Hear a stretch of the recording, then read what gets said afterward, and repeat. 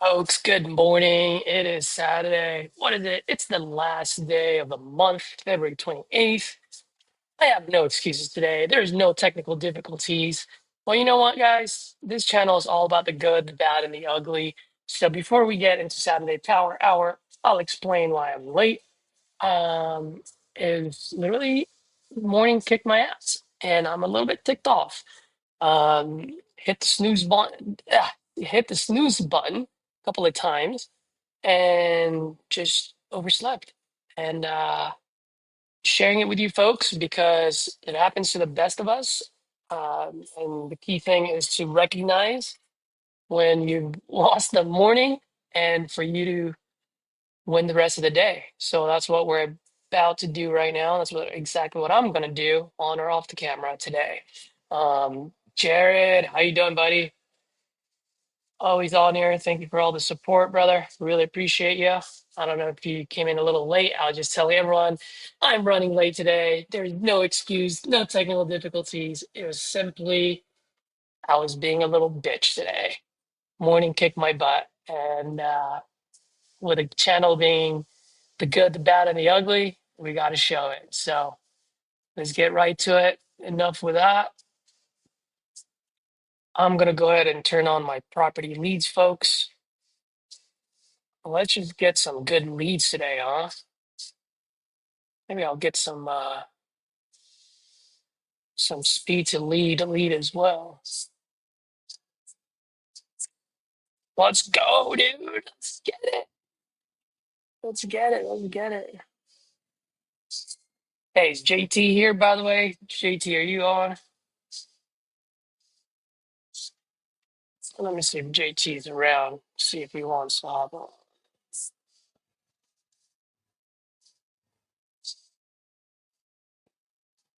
Yeah, since I'm setting up, if you guys have any questions, anything about the industry, about what you guys are doing, any blockers that you're coming across, feel free to ask.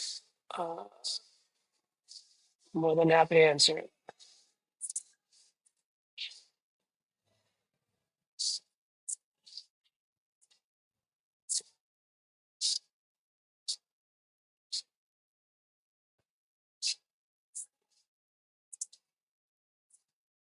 How do I load up with property leads? No, there it was.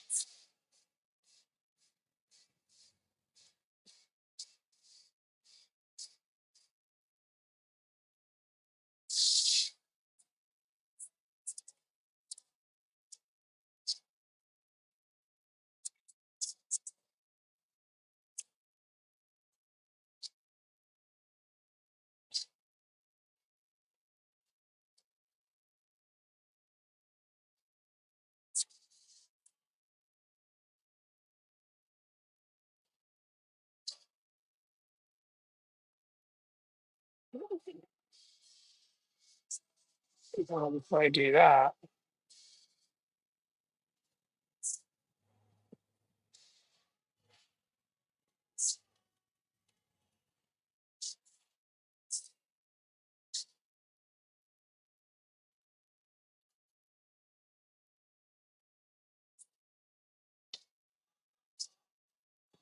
all right, Jared, what do you got? What's the nationwide lead cost this morning? Been crazy the last few days. Has it been property leads? I haven't turned it on the last few days, so I'm gonna do it right now. You guys can't hear all that music in the background, right? Just want to make sure.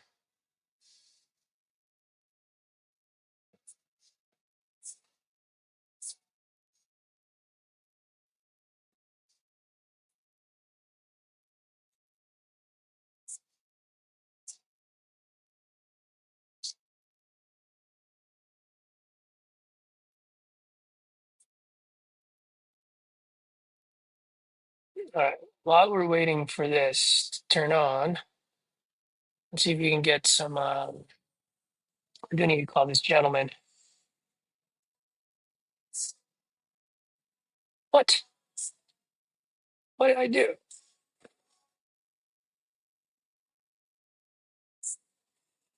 No. I wanna-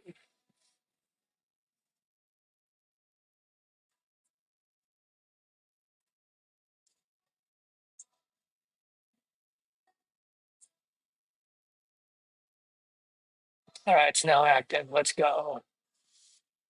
While we're waiting for that, let's call this gentleman.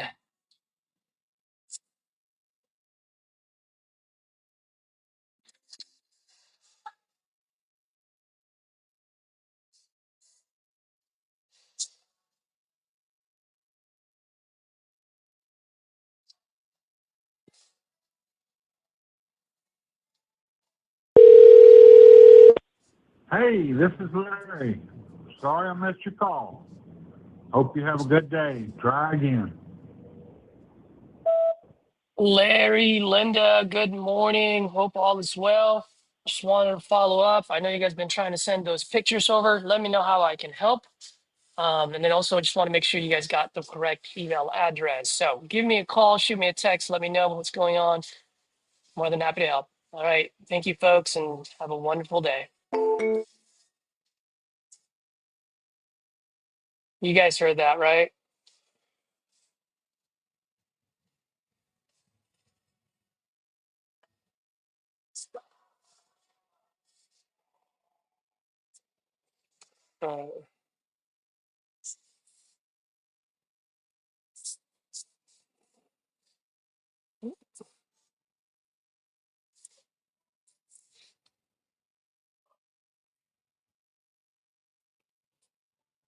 Uh, what questions do we have here?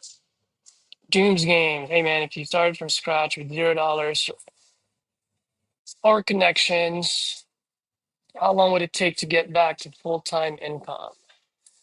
That's a heavy loaded question, man. Um, because are you going to be doing this full time? Are you going to be doing this 12 hours a day? Do you have a backbone or do you have a wishbone? I don't know.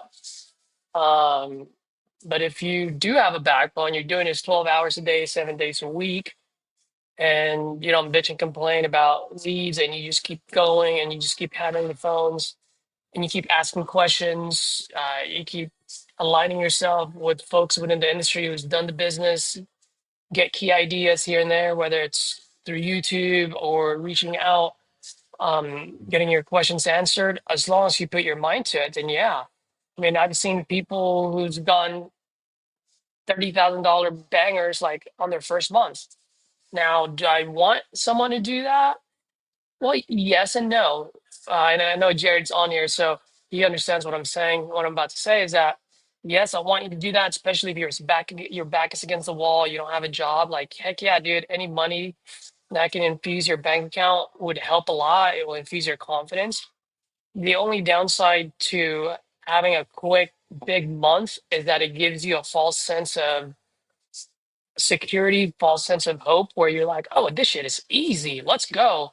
And the next you know, you start spending your money on useless shit, right? Like CRM. And I'm not saying CRM is useless, but if you don't have enough leads and you don't have a skill set, probably CRM is going to be the last thing that I'm going to do. I'm going to go spend more money on leads.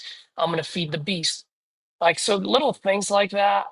I know I'm getting a little bit off topic here, but at the end of the day, do I want people to get lucky on their first month? Absolutely.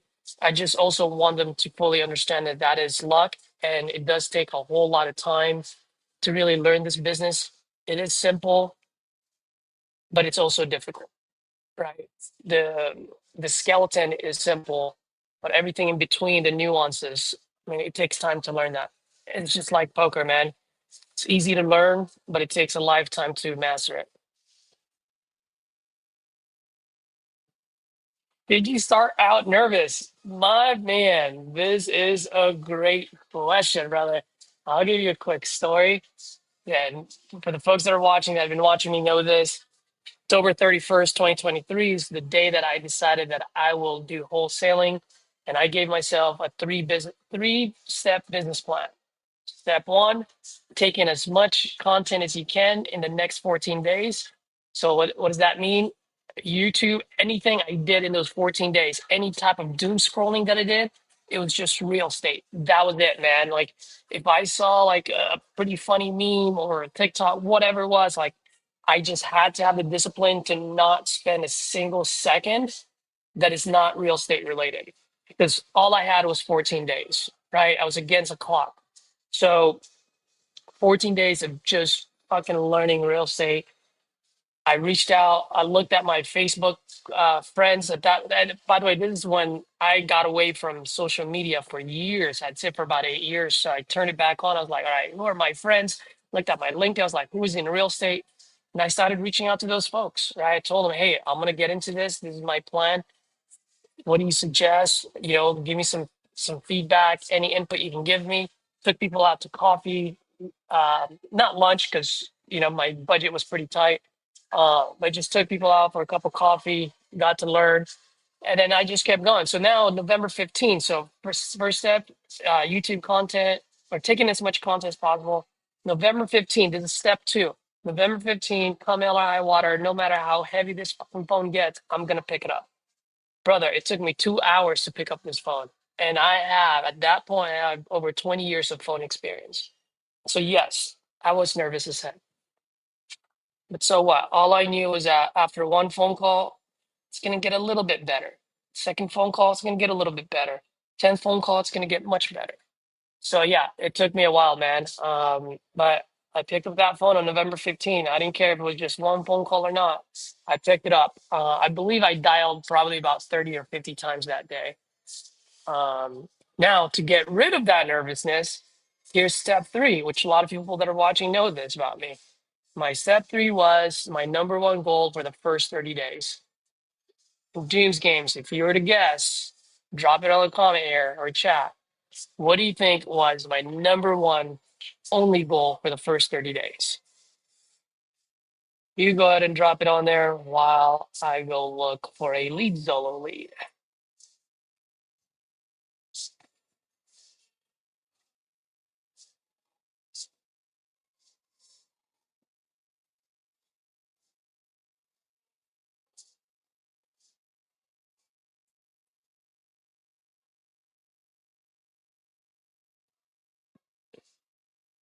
And if anyone on here wants to take a wild guess, unless you already know, I'll say it if you know it.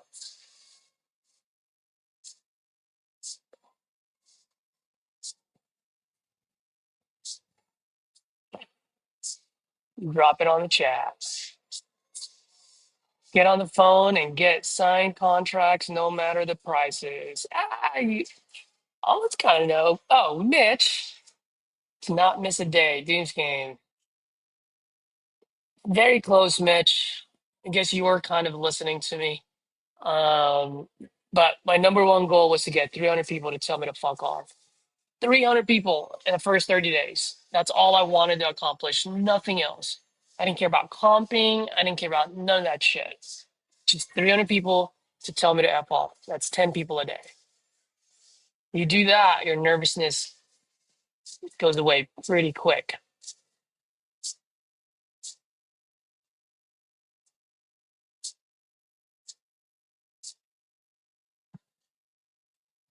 Where is Lynn, Iowa?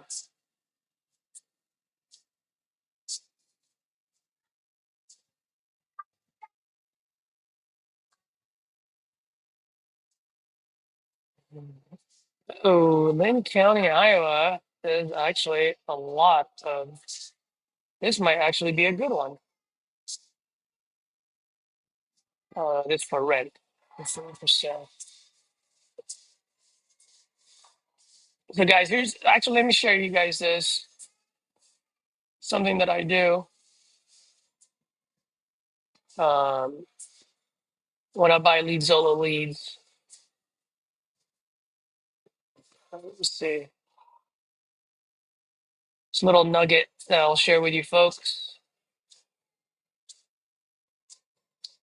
So I look at the leads Zolo leads, right? I go, okay, well, $35. I can afford that, but I don't know where Lynn, Iowa is.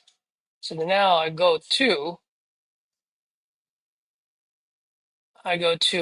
lead Zolo. Sorry, not lead Zolo, Zillow. And then I go Lynn County, Iowa homes. How many homes are selling there? Holy moly, there are 734. Okay. And then, let's see, what if we get rid of apartments? Still the same. So then now I go, okay, well, how many are pending? Oh, look at that, guys. That is over 330. So 7, 14, 21, 28. Guys, that is almost 50% pending to active ratio. That is a hot, hot market. Okay. With that being a hot market, I'm definitely buying that lead and let's see what we can do with it. Whether we make something out of it or not, that is a hot market. So I'm going to buy that before any of you Wahoo's buy it. Oh no, did someone buy it already? Not good. Whew, I got scared. Thought someone bought it. All right. So many folks get on the phone, get signed contract. Okay. Mitch, I'm setting something up like that for myself for the next month as well. I've got 2 contracts signed already, but I had to terminate both for different reasons. Cool, man. So, Mitch, one thing you got to do is you got to learn from that. So, like, what were the learning lessons that you got from those two canceled contracts? There's nothing wrong with canceled contracts, guys. It is part of the growing up, part of the learning. Embrace it. It's gonna happen. You might as well make it happen now when you're still learning, so you don't lose too much money.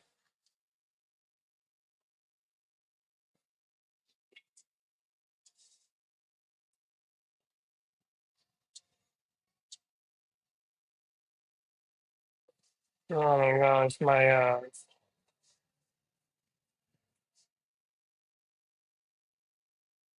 guys forgot about my oat cap.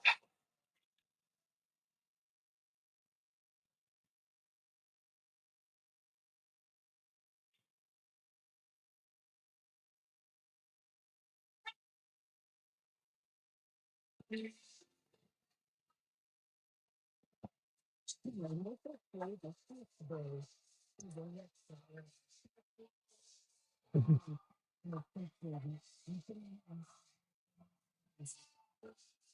right, let's call it again.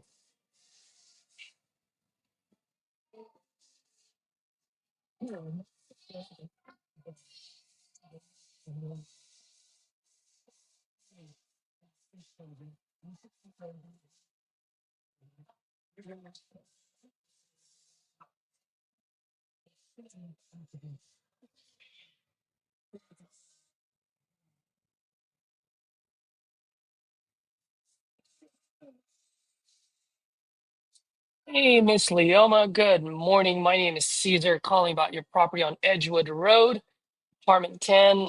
Looks like you filled out a form on my site. Looks like you're looking to sell this property. I am always looking to buy in that neighborhood. Give me a call. And by the way, with that voicemail of yours, I would love to chat with you. Seems like you're just a wonderful human being. So looking forward to hearing from you and have a blessed day.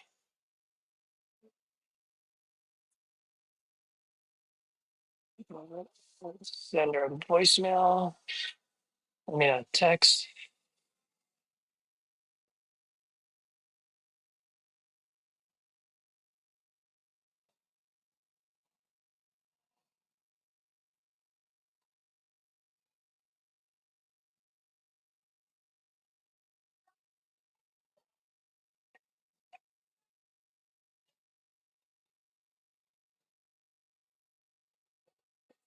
Uh, ooh, we got a lot of chat here. So what's going here? Gonna go hard this month. Let me get rid of it. We're going to start with property leads and hope I can get a closable contract in the first 50. Dooms, when you say hope, hope is not a strategy. So let me ask you, brother, before you put in 1,500 bucks in property leads, which property leads is awesome. A couple of quick questions for you. One, what is your experience? What have you done? How long have you been doing this? Let's go with that for a second.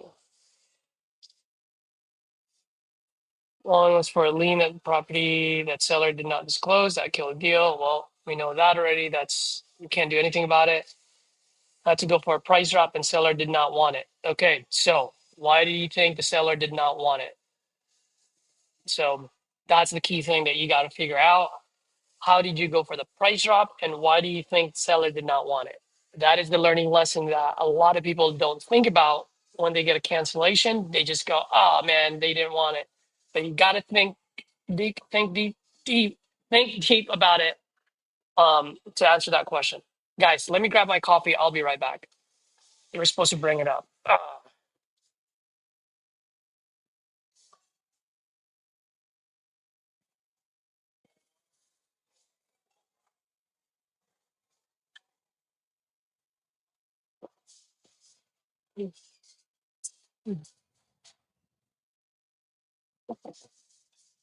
No, that's cool. Dude. I know you. Don't worry about it. Thanks, man.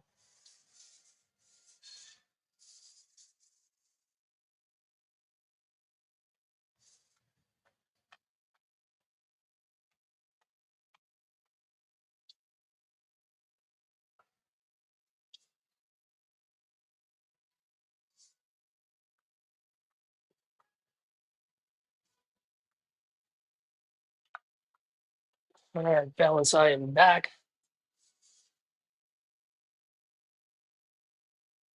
Cool. I don't think I ever left. Did you guys hear me talk when I was talking to the gentleman? I was supposed to bring my coffee. They're actually really cool over here. Jared, if you're still on, man, when are you coming back to LA? Let's bang some phones over here, bro.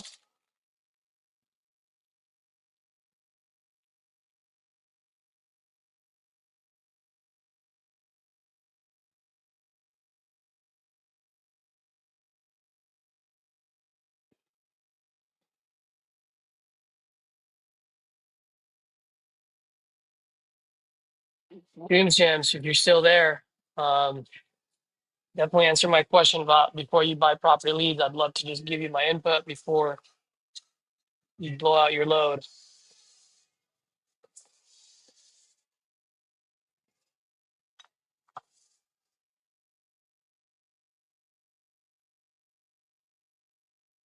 Mitch, let's talk after this. Definitely today, if not tomorrow. Um, but that might very well be a good answer, but it might not be. So that is definitely not the learning lesson you're supposed to get out of that one.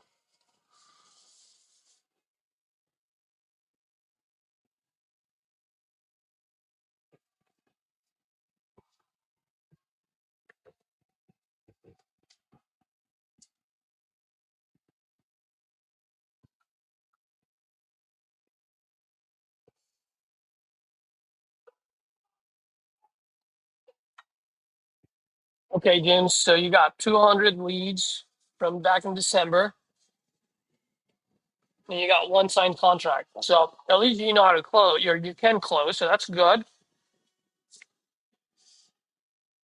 But how many reps did you get out of those 200 leads?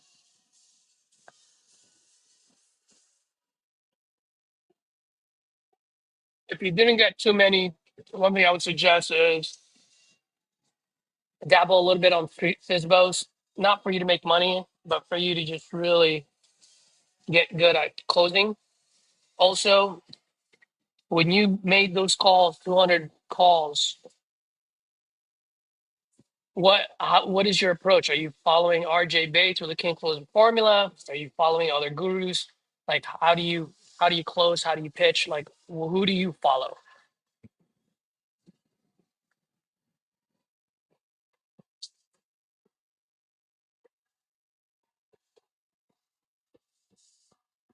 Jared, you're right, man. Nothing's coming in through property leads. Holy moly.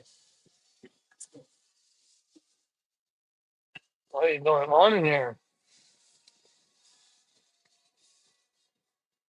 That is the downside of what we did the other day, man.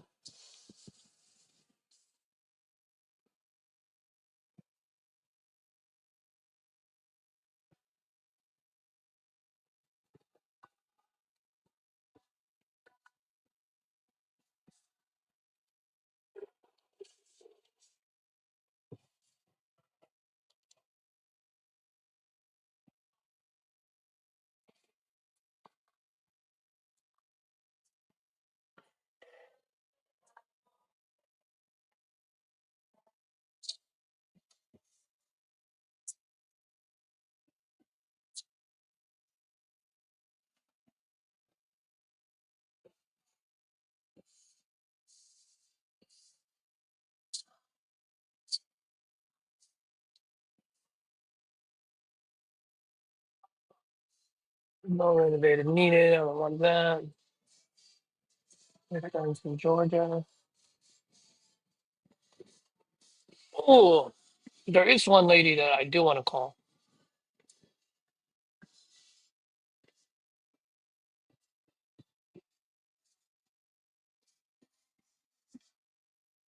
Okay, Doom. So you watch RJ a lot, so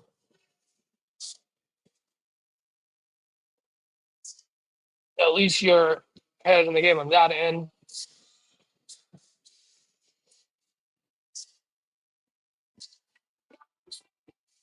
And if you have the capital, go for it.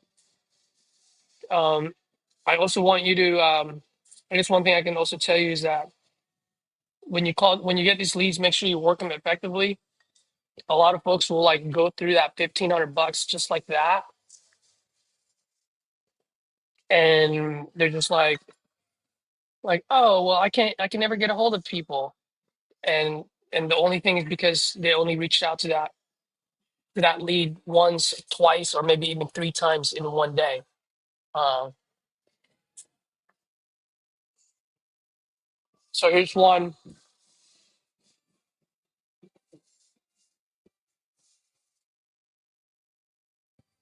for you folks. Dooms, let me ask you this: if I gave you 10 leads today, I just gave you 10 new leads that I just bought today. How many dials will those 10 leads produce for you? And I want you to answer it in really how you work your leads. Okay, I don't want you to answer like, oh, what should my answer be? I just want you to answer it like what your process is like.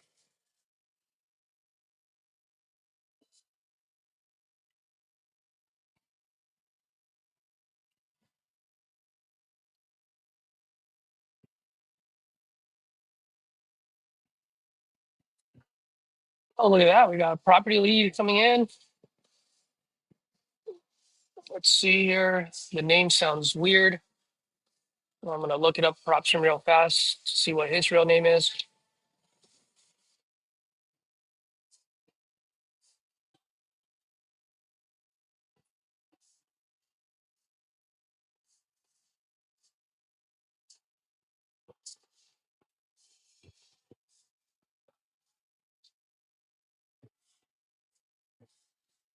Oh, there's a chest.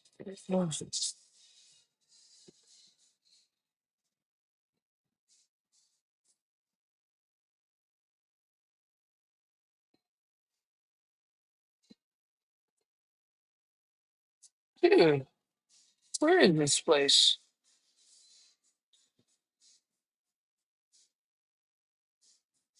No.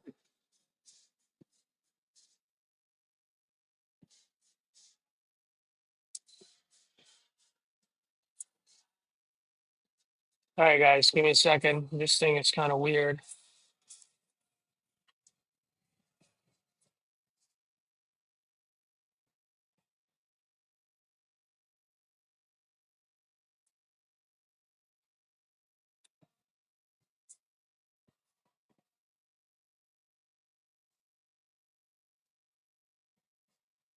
Oh my gosh, this is in the middle of butt fuck Egypt, dude.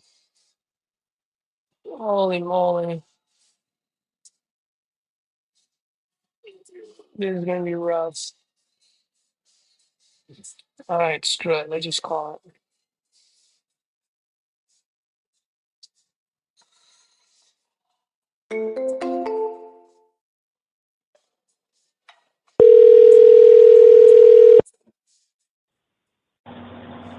Hello? Yeah, it's me speak with Van.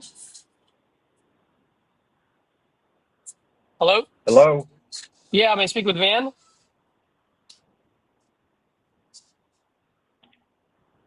Can you hear me?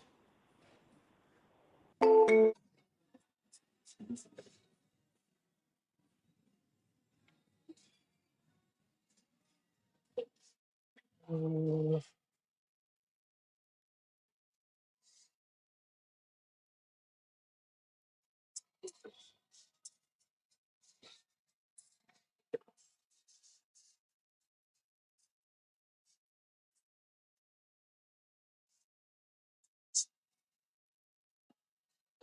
Yep, Dooms. There you go.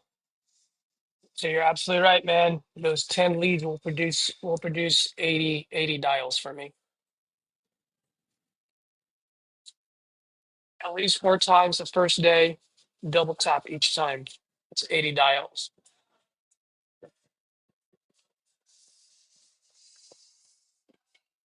So right then and there, Dooms, just to be perfectly transparent with you, man, the way you answer that said knowing yourself, you'd only call twice. So looping back to your very first question, how long do you think someone can get back to full-time income? Not with that attitude. It's gonna take you a long time, buddy. If you already know you're supposed to be hitting them like 4 times a day, especially the first day, why haven't you done it? So if you want to get that full-time income, that's exactly what you got to do. It's as simple as that.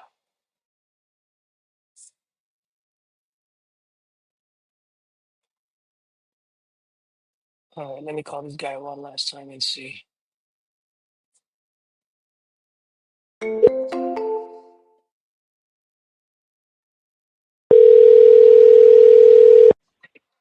Hello. Hey, Van, can you hear me, by the way? Van, can you hear me? Hello. Oh my gosh. Van, hello.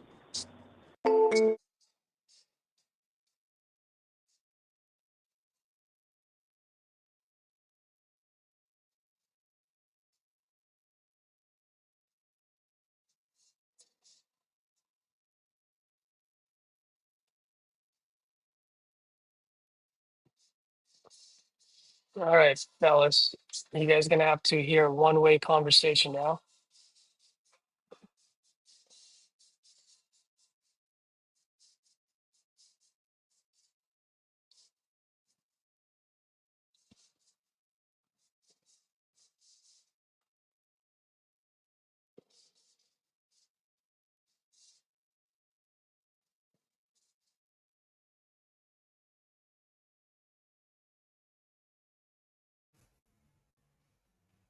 All right, guys. Give me a second.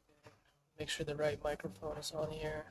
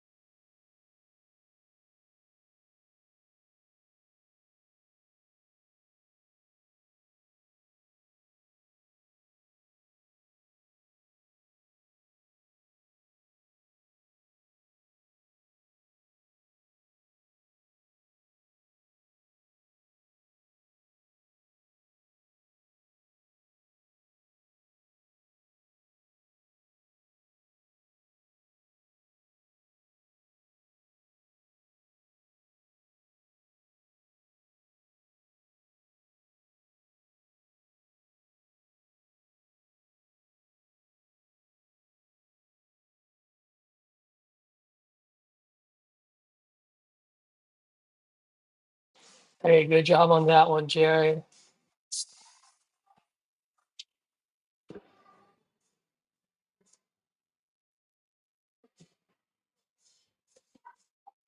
I know one person I want to call.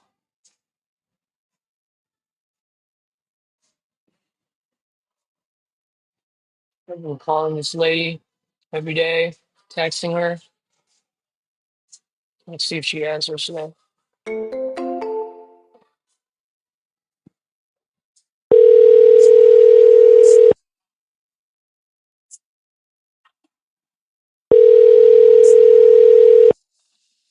Telephone number 6192521.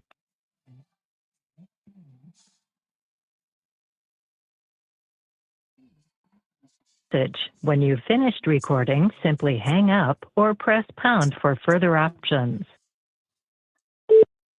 Hey, Maria. Good morning. Caesar here. I've tried reaching out to you several I times, couldn't but hear you. Please try again. At the tone, please. are they really not hearing me? What's up? Uh,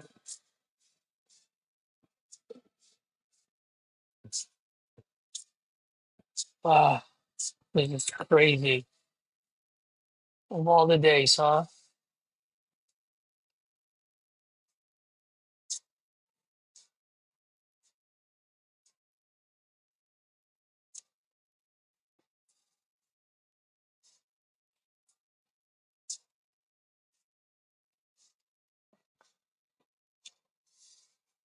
You know how to proceed.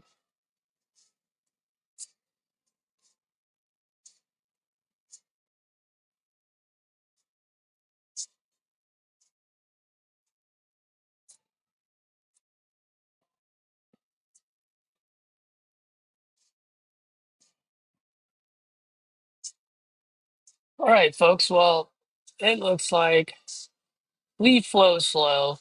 Looks like you guys can't hear me. Well, not you guys, but the other end of the line can't hear me, and I'm gonna have to be forced to call out of my cell phone, which will be a one-way conversation for you folks. So let me ask you: is that something you guys want to do, or is it something where you'd rather just have both hear both me and seller?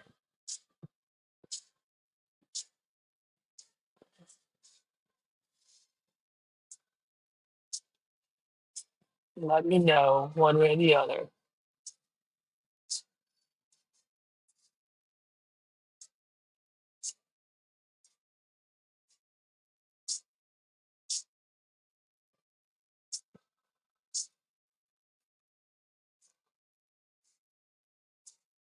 Closer Dale.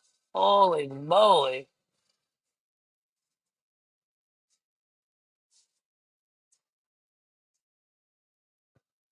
Hey, Mike, phone on speaker. It's kind of hard to do that because I'm in a coffee shop and I don't really want to put it on speakerphone where people can hear private information about a seller, even though we do it here. It's not,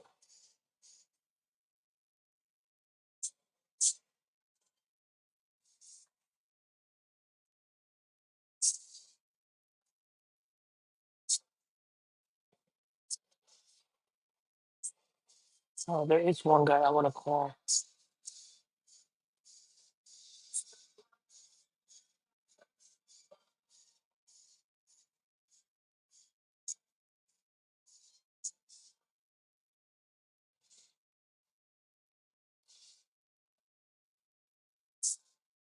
Brandon?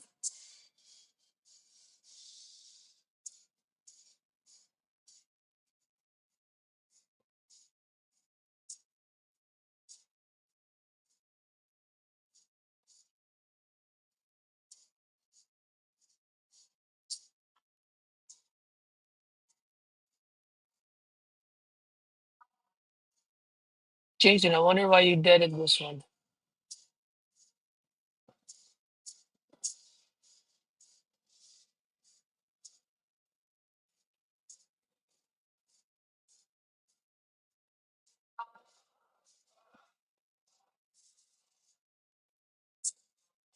Well, actually, he didn't, but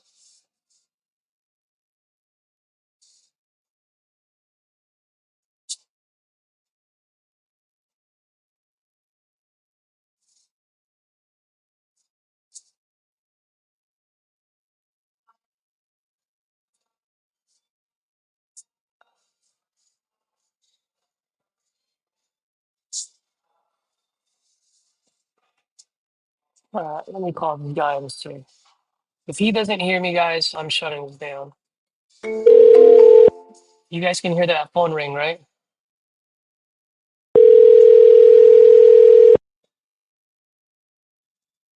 I am Dale.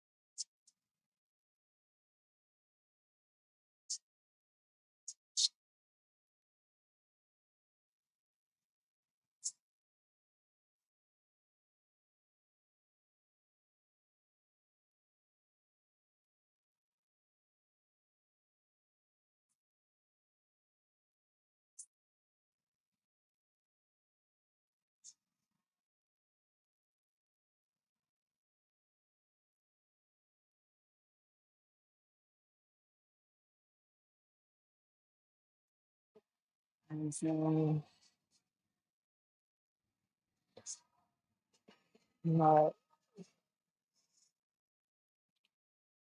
let me see if I can call a speed to lead.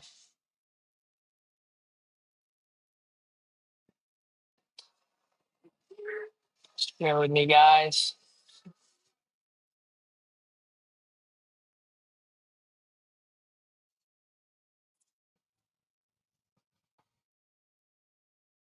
I just want tenant occupied or vacant. Want to be ASAP, 1 month. Seller motivation, pre foreclosure, emergency reasons, vacant, loss in family, inherited property.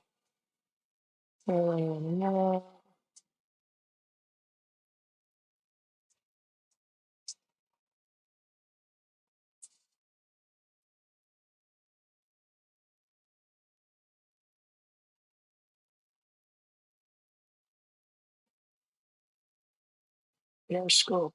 I want complete and major.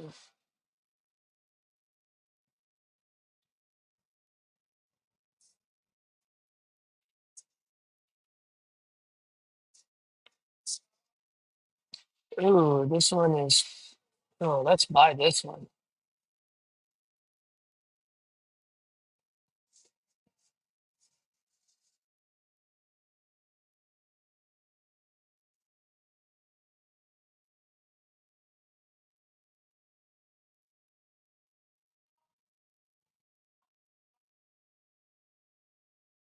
Hey now, motherfucker.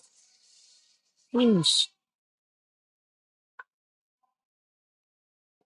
Oh my god, what is this new thing that Speak to Lead have? Why are there so many clicks? Bruh. Oh, heck no. Gene and Yuri, you guys gotta do something about this. I don't know what's going on, but it ain't looking good.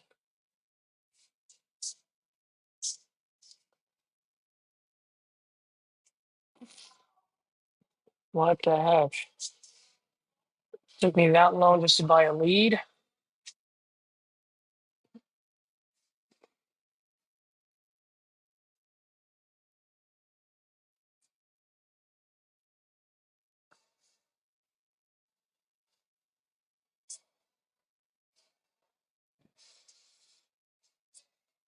Well, folks, this is just one of those days, huh?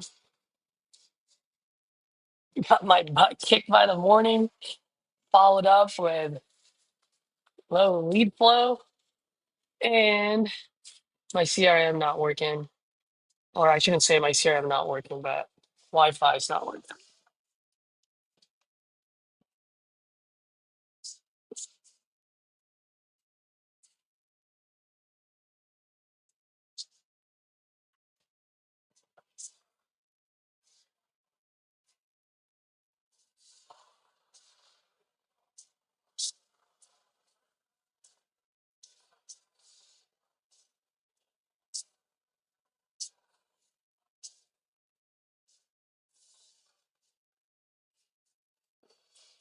JT, I'm gonna give you a different lead. If this went to you uh, for YouTube purposes, let me just give her a call. If she doesn't answer, I'll give it right back to you.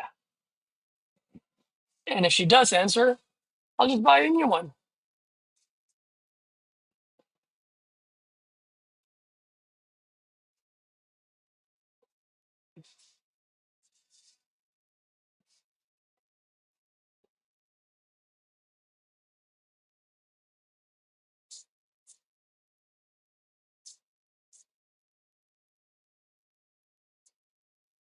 All right.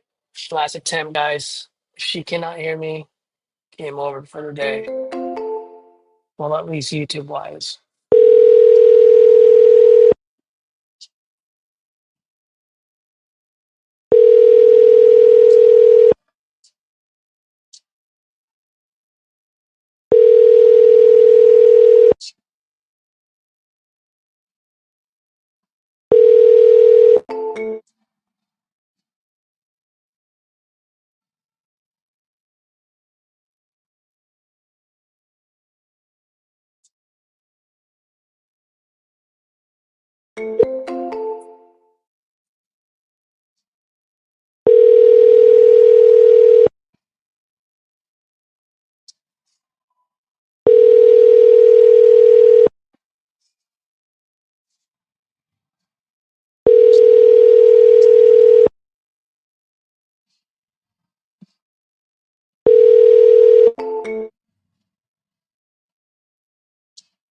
All right, JT, bring it back to you.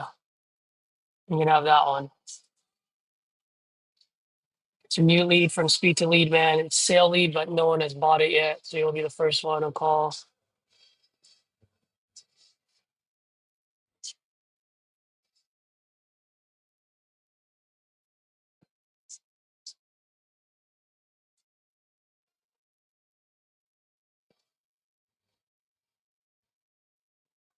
All right, folks. Well, you know what? This thing's crap today. I apologize. Why don't we take this moment and you guys, let's do a quick Tyler session where you guys get to ask me anything and more than happy to answer them. Let's talk. Anything I can do to add value for you guys, I'd really appreciate it. 'Cause that's what I've always wanted to do, just to be able to add value and for us to grow together and inspire each other. So fire away, anyone. And if no one's going to ask, I'm more than happy to get off as well since I can make phone calls.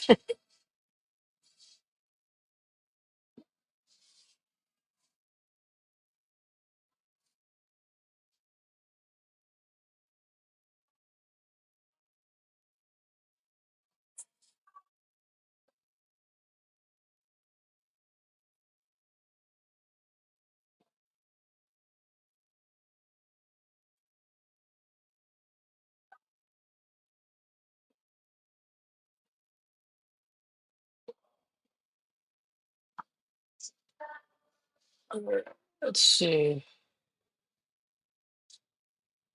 Great question, Mike. Best way to get pictures from the seller? Are you asking them for it? Absolutely. Actually, let me answer that question. No, I am not asking them for it. Okay. I do not ask. I tell them. I demand it. It's part of my process. Hey, Mr. Seller, now that everything's signed, here's the next steps. First thing I need from you is a set of pictures. This will definitely help me out. So that way I can send it over to my contractors and my local partners so that when they do the walkthrough, it's a quick in and out 5-minute walkthrough versus having to stay there for half an hour. right? It just helps us, gives us a better understanding of the general condition. So that way, when we walk in there, we're in and out because we know what to look for. Does that sound fair? Fair, great. When can you get those pictures over to me? I'm gonna need 2 angles per room zoomed out, all sides of the exterior, the yard, and the roof. No need to get on the ladder, but just stand a few feet back, point your camera towards the roof, and that'll get me a good idea of how the roof looks. So, Mike, you see how the way I say it with utmost confidence, part of my process is just what I expect. What I've found for a lot of new folks, like, well, here are the next steps. Can you get those pictures to me? How are you going to get those pictures to me? And it was so lame when they asked for it. The reason why it's lame is because they're asking for it versus it's just part of your process and you expect it. And when you do it that way, 8 out of 10, 9 out of 10, you're going to get those pictures. Why? Because they want their money as quickly as possible. So they're going to help you. So hopefully that helps, man. And I swear, I can count with 2 hands how many times I've paid for pictures. And I've been doing this for almost 3 years now. I just paid someone for DoorDash. I DoorDashed, I sent a DoorDasher in there and I put on the instructions, call me when you get here. And then I paid the guy like $30. He was happy. And he was door dashing with his kids. So the burger that I got, apparently his kid loved that burger joint. He was like, bro, this is sick. I was like, thank you, I'll take those pictures. He's like, my kid is happy right now. Jared, if someone didn't have PPL dollars, what would you recommend for them? Great question, Jared. For me, I also didn't have PPL dollars in the beginning. So I grinded my teeth calling FISBOs. Dude, what's his name? Danny Herman. He's the head of Titanium Investments right now, right?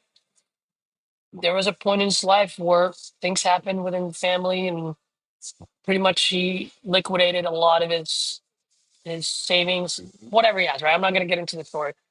He was down on his luck, his back's against the wall. The guy just pounded FISBOs every freaking day for 2 months. That's all he did. Why? He didn't have PPL dollars. And guess what? He made like 30, 40,000 bucks after a couple of months, just banging the phones every single day. So yes, I would start with FISBOs. And I know it's not, put it this way, guys, it's not the most effective way about it. It's not like, oh, I'm gonna make so much money calling FISBOs, but you gotta grind your teeth, and it's what I call a batting cage for free. You get to go to the batting cage and get at bat for free because these are all sellers, right? Because they put their property on online on the listing on the market, and those phone numbers are correct, 9 out of 10. So you're actually getting your reps in. So I would suggest that.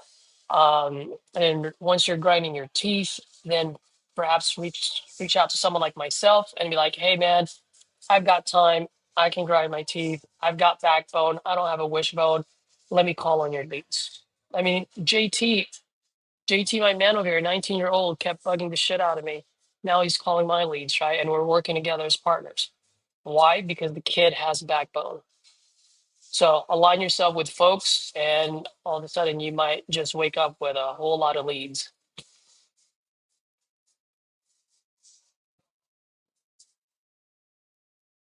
I know there's people here that needed to hear that. Yeah, yes, Jared, and thank you for asking, man. Thank you for asking. Now that being said, if you are the one like Dooms, I don't know if Doom's still here. Doom, are you still here? If you are someone who actually has the capital and would like to buy leads, my man, help your brother out. Use my property lead link because you'll get $250, which you will be able to use towards your leads. So that's literally 8 free leads at $30 a lead nationwide.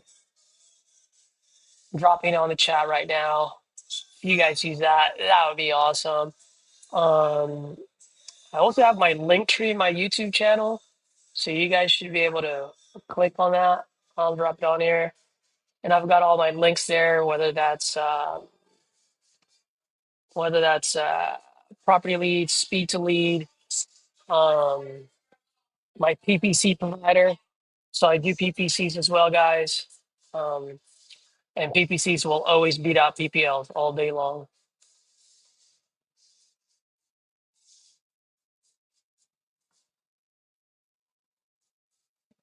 Rita, what's going on? Have you ever locked up a package deal with 10 properties or more? If so, how did you go about this? Go.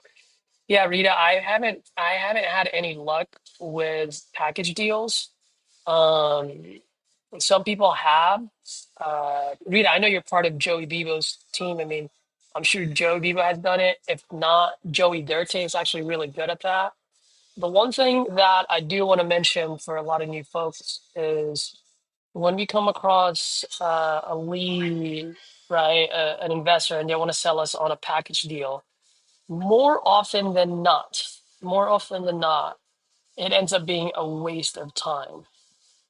Okay. Why? Because they want it to be favorable to them.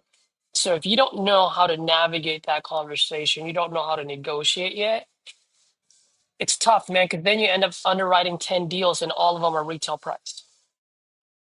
So for me now, when I'm dealing with an investor, I just tell them straight up, hey, brother, from an investor to investor, at some point, I want to be where you are 10, 20, 30 years down the road.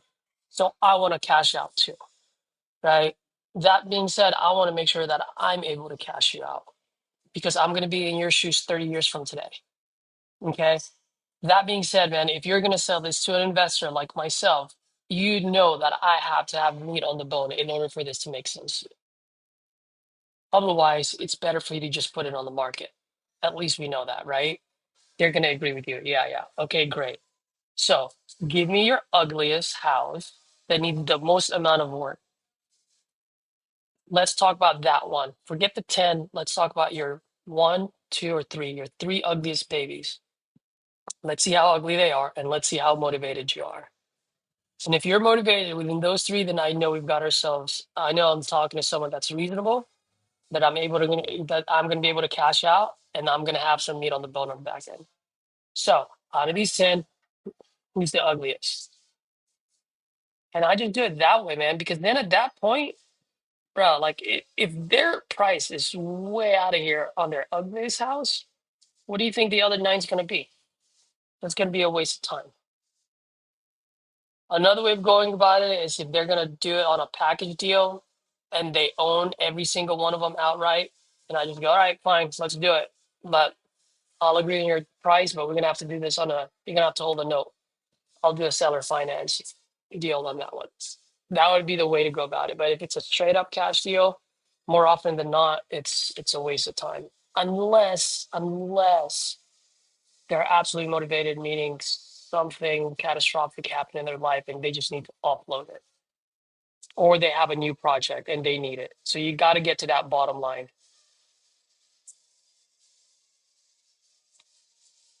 Mitch, what did you say? I'm probably going to start doing that as well. I'm running low on money. I'm going to see if I can find a seller. Want to get better. Yep, absolutely, Mitch. There's nothing wrong with that.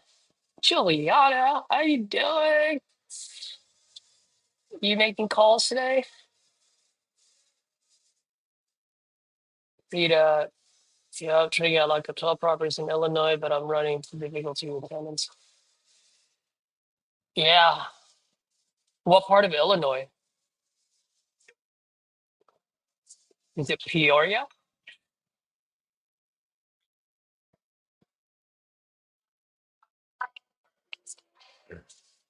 Hey, Juliana, I know you came in late, but apparently no one can hear me on the other side when I call leads.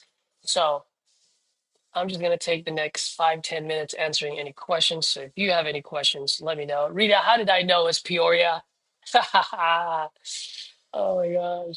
Everyone's Peoria is a hot market, bro. It's a hot market right now. But you got to get them cheap. You got to get them cheap.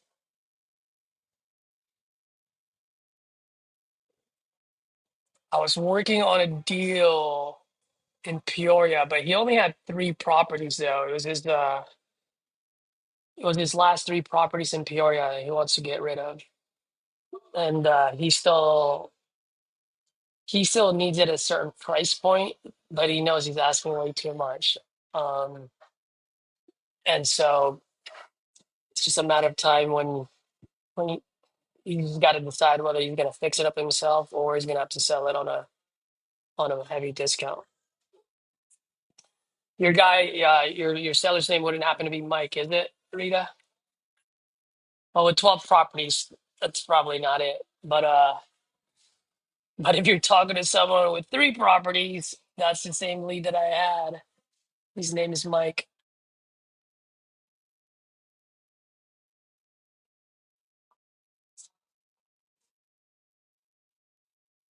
Yes. Do I have any? Man, property leads is pretty slow today. You're damn right. Holy moly.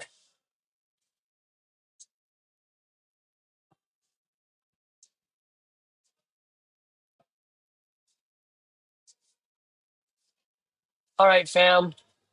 Today's probably the weakest Saturday power hour I have had. Just a lot of things going wrong.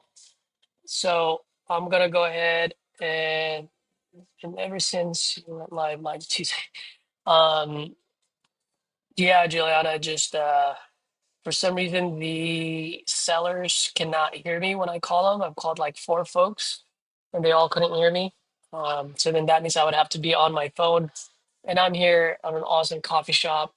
You guys can see, which oh, hold on. It's I just realized that's been off of my uh-oh, hold on, let me see. There you go. How did that work?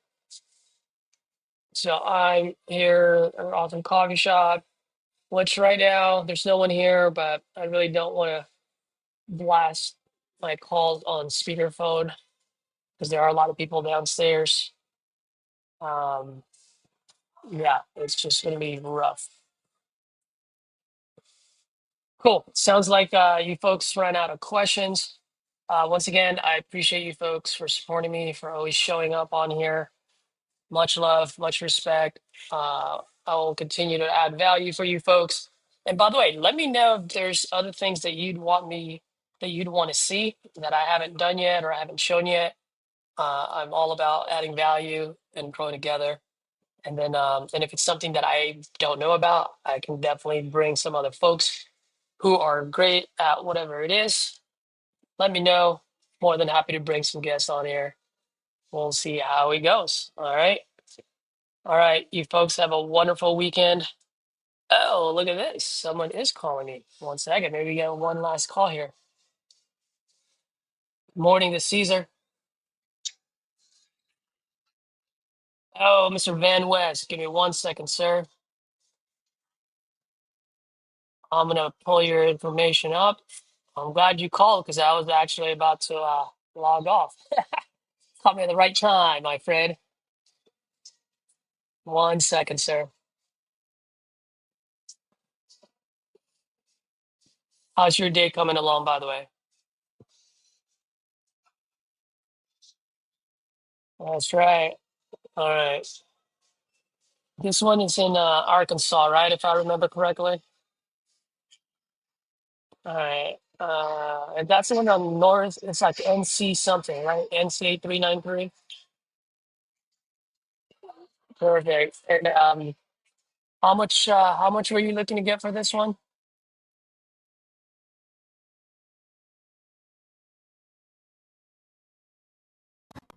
All right, 175. All right, I'm pulling this up right now. Can you tell me a little bit what you got going on?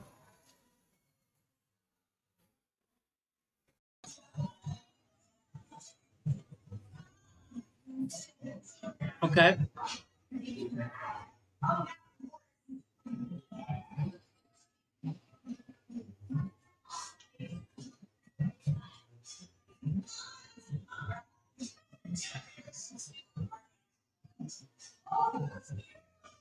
Mm,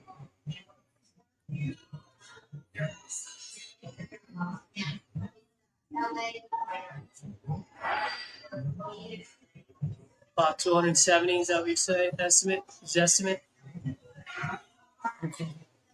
And by the way, man, sorry to hear you're going through what you're going through. Uh, dealt with a lot of folks going through divorce, and I never know whether to congratulate someone or to say I'm sorry you're going through what you're going through. You know what I mean?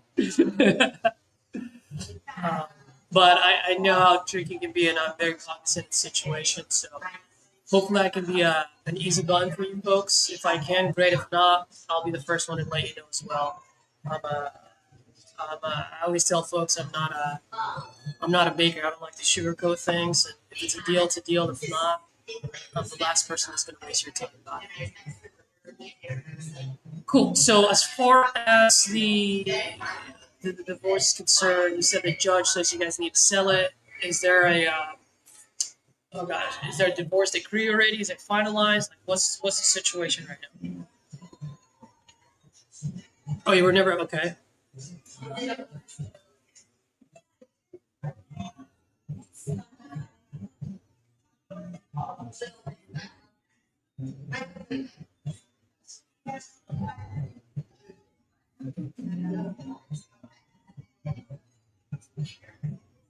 You guys bought it from our parents, okay? The deed is in both of your guys' names. Gotcha. Okay. And then are you guys splitting everything down the middle, or what's the situation there?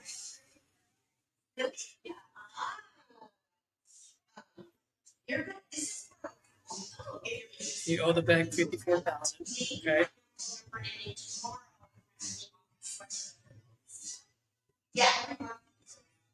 Okay. All right. So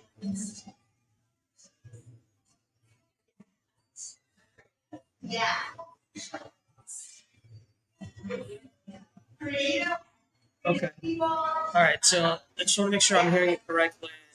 And I just have to repeat myself. It's just at the coffee shop today. It can get a little loud in here, so I just want to make sure I'm hearing it correctly here. So you're saying that you guys have a mortgage still owed at 54,000, right?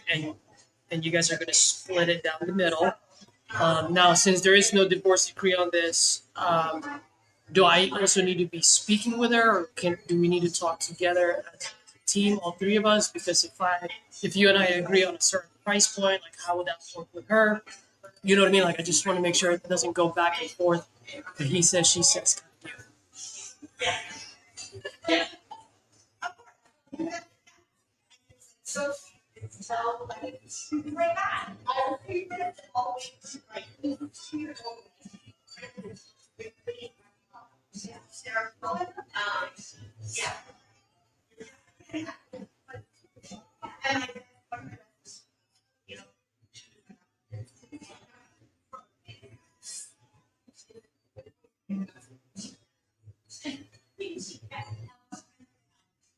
Okay.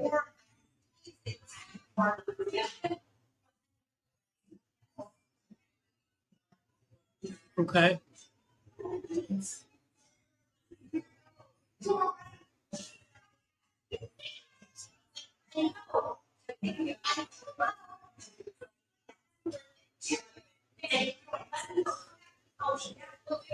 Okay. Okay. So let me ask you guys this. After that $54,000 is paid off, how much do each one of you want to walk away with in your pocket? Yeah, absolutely. And you know what? I'd like to walk away buying this for $1 too, you know? But no, but the reason why I'm asking you that question, Ben, is because I'm very different from other folks that you might have been talking to already, or you might be talking to in the near future. A lot of folks like to lowball. For me, I actually want to put as much money as I can in your folks' pocket. That being said, I also have to be fair to my business because this is a business. So I just need to make sure I can keep the lights on. And so the reason why I'm asking you these questions is because one thing I've found throughout the years that most people, when they sell their house, it's usually because they're running away from pain or running towards pleasure, right? They're either solving a problem or trying to achieve a goal. In this case, obviously, the situation that you have with your ex-partner, right? But I'm sure there's a number that you guys want to achieve, and I just want to make sure that If I can do that, I'd be more than happy to do so. If I can't, I'll also let you know that I can and the reasons why. And then if we can make an arrangement or an agreement, then great. If not, like I said earlier, we'll part ways good friends, no harm, no foul. So what is it that you and your ex are absolutely trying to accomplish, by selling this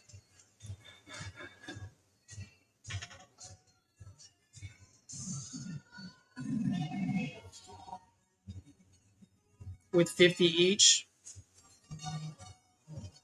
Okay.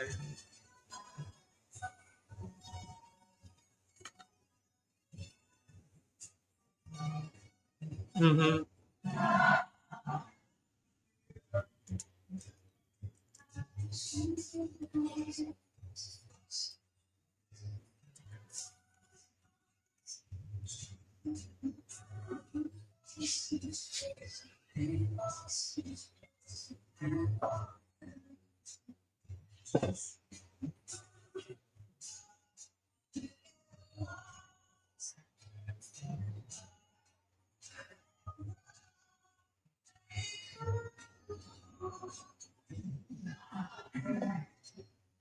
Okay. So you're saying, and by the way, thank you for letting me know that, because that makes my life a lot easier. Um, so you're saying you used to build houses and you're thinking about $20,000 to get this thing up to date, right? Okay. Now, once I put $20,000 in there, how much do you think I can sell it for?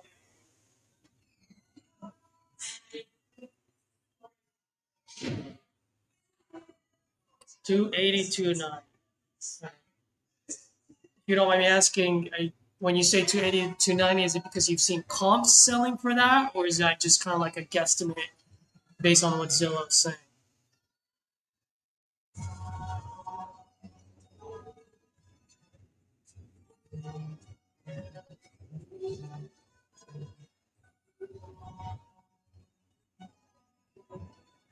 It's been valued at 340 at one point. Okay. So you're saying that's last year, so you're bringing it down to about 280, 290. Okay. Just curious, by the way, what's the details about this property? Is it a 2-1? What's the situation? Uh-huh.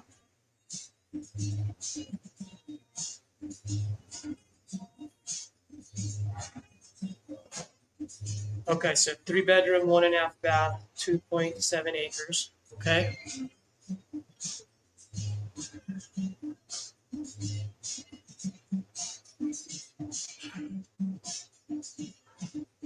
Two car, 2 car detached garage, plus 4 more buildings. What are those, kind of like sheds?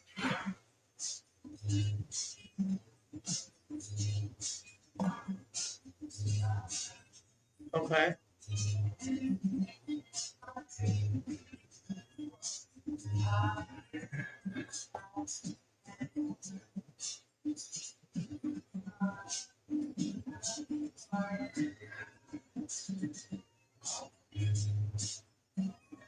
Mm-hmm.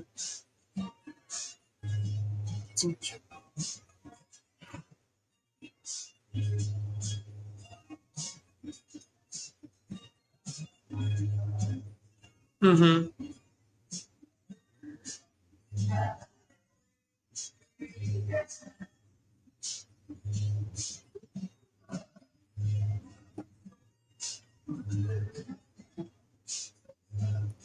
Okay.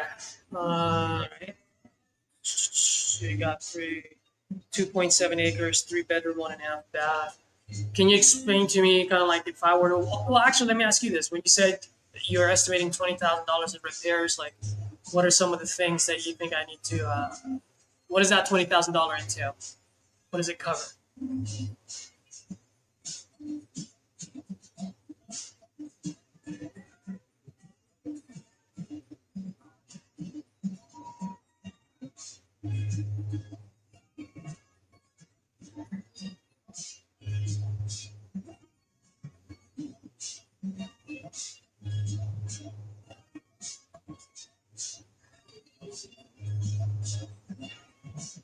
So no more leaks. Are there any mold or anything like that at all?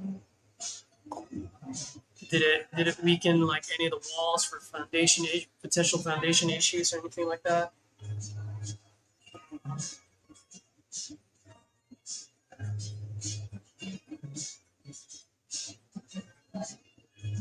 Mm-hmm.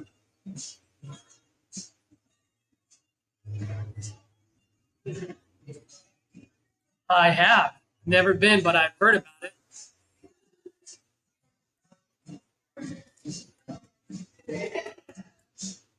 Really? So it's got a beautiful blue. I mean, beautiful view. View. Okay. Oh, that's wonderful.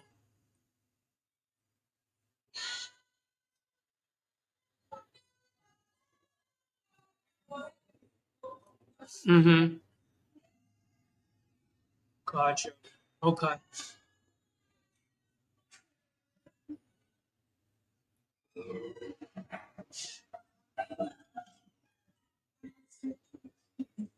Okay.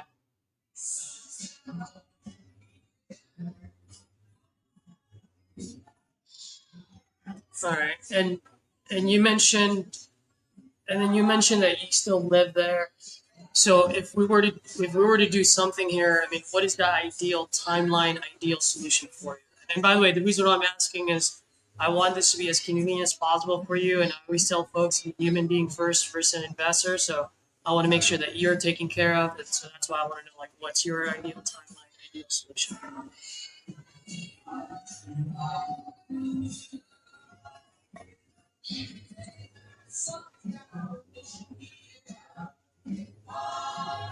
Okay. Okay. So you're gonna need a month, and then you'll be able to deliver it vacant. Like if we do like a 30-day close, or say a 45-day close, for example. Okay, and you've got a place to go already. Are you going to need the proceeds for this for a new place, or you're more like, hey man, we close on this on I don't know April 15. I'm handing the keys over to the title on the 15th. So money's wired. You're off you go.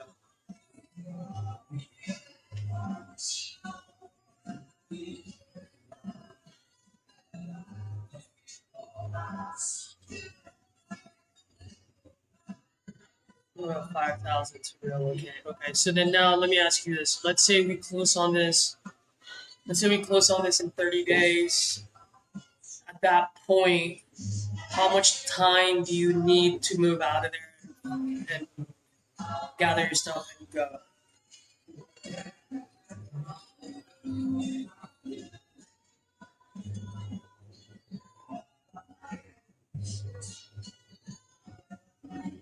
Okay.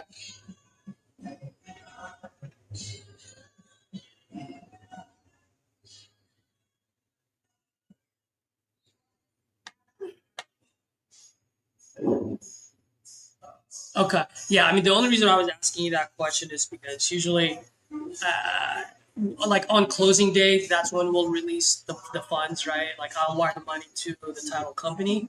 And then at that point, if you're still saying that and you say, hey, Caesar, I need 7 days or 14 days, but you need some cash, what I'll do is I'll release your ex partners to theirs, to hers. And then for you, I'll release like 5, 10,000 bucks, for example. So in that way you can do what you need to do. And then the remainder will be released to you once you move out. It's just a way for us to be able to protect ourselves because once we release every single funds, and I don't know you, right? Like, you sound like a really great guy, but you just never know. And people, it's happened to us before where people end up abusing that our kindness, and they end up staying, and now it becomes like a freaking power struggle. The whole yeah, exactly, and then it hurts us, right? Because we can't do anything. We can't do any repairs or none of that stuff. Um, okay, so if I'm hearing you correctly, you guys are splitting up. You guys owe $54,000. You guys want to walk away with $50,000 each, so that's 154,000, right? And then You just need a few days or a couple of weeks to move out, and you need a couple of $1,000 to be able to help with moving expenses.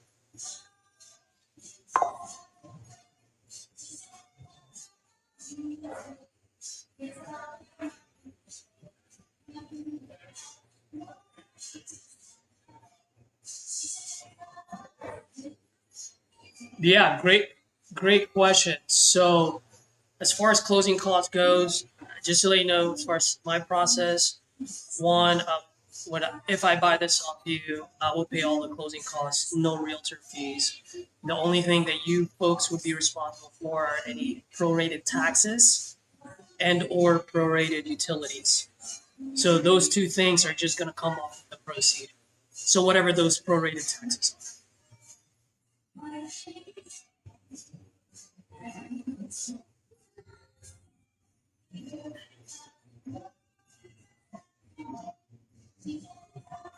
Yeah, and then and then the only other thing that you might be responsible for are if you have any other outstanding liens or back taxes, and then lastly, if we do any type of like mobile notary. So instead of you and your ex, going into the title building to sign, we can just send a mobile notary to you. We can send a mobile notary to her.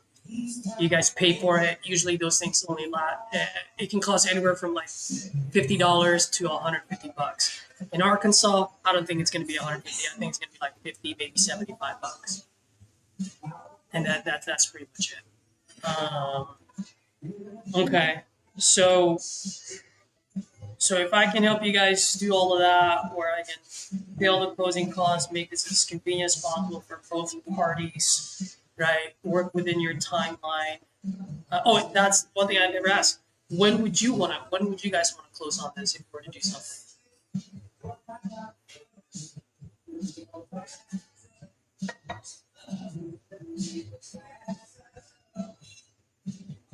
April 15th. Okay. Oh, is that your birthday? My man. That would be a good birthday present. Let me see. What is April 15th? What we can do is like April 15th or sooner. So that way, if you get all your stuff out of there, you're like, Caesar, I'm ready to rock and roll. Give me my birthday money. We can always close sooner too. Okay. So that's not a problem. All right. So here's what I'm going to do. Let me look at. I'm just looking at some of the properties that are selling in the area and that's sold. Actually, I care more about what's sold than what's selling because, these realtors nowadays, man, they're only good for two things: slapping an overpriced sticker price on your yard and dancing on TikTok, so I'm always looking for what actually moved. Let's see here. All right, so here's one place that I found. It's on 665. And what does NC stand for, by the way? What is it? Newton County? Newton. Yeah, Newton County Road. Yep. So this one's on Newton County Road, 8807. This is probably like the closest to yours. When I say closest, I don't mean just distance wise, but as far as like the property. It's a 4-bedroom, 2-bathroom, right? Yours is a 3-2 or 3-1.5. This one's a 4-2, 1,568 square feet house, and it sits on 261,360 square foot lot. So in other words, that's 4, 8, 12, 16, 20, 20, about 6 acres. That one sold on May of last year, so it's pretty much a year ago, and that one sold for $220,000. Not a whole lot that needs to be done, so pretty much kind of like the same as what you mentioned. You know what I mean? Like as far as what needs to be done, probably looking at the pictures, probably about $20,000 of repairs. So my only concern here is if a 6-acre land sold for 220, can I really get your land, which is 2.7 acres, selling for 280, 290? You know what I mean? So I'm just looking if there's anything else that I can find here. Here's another one on 0HC31. Now this one's 2 bedroom, 1 bath, got a beautiful view, and but it sits on 696,000 square feet. So that's over 10 acres, actually 16 acres, and that one sold for $212,000.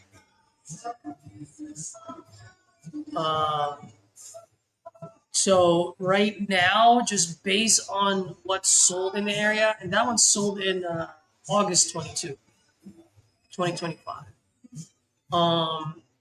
So what I'm looking right now, like looking at kind of like in that little pocket between Papillon, Waiton, and then I guess that's what, the 7th? Is that Highway 7?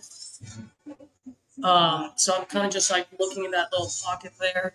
Looks like I could probably sell this like in the low 200s after I put in that $20,000 in repairs. Is that, do you feel like that's a pretty safe assumption based on what's happened in the market?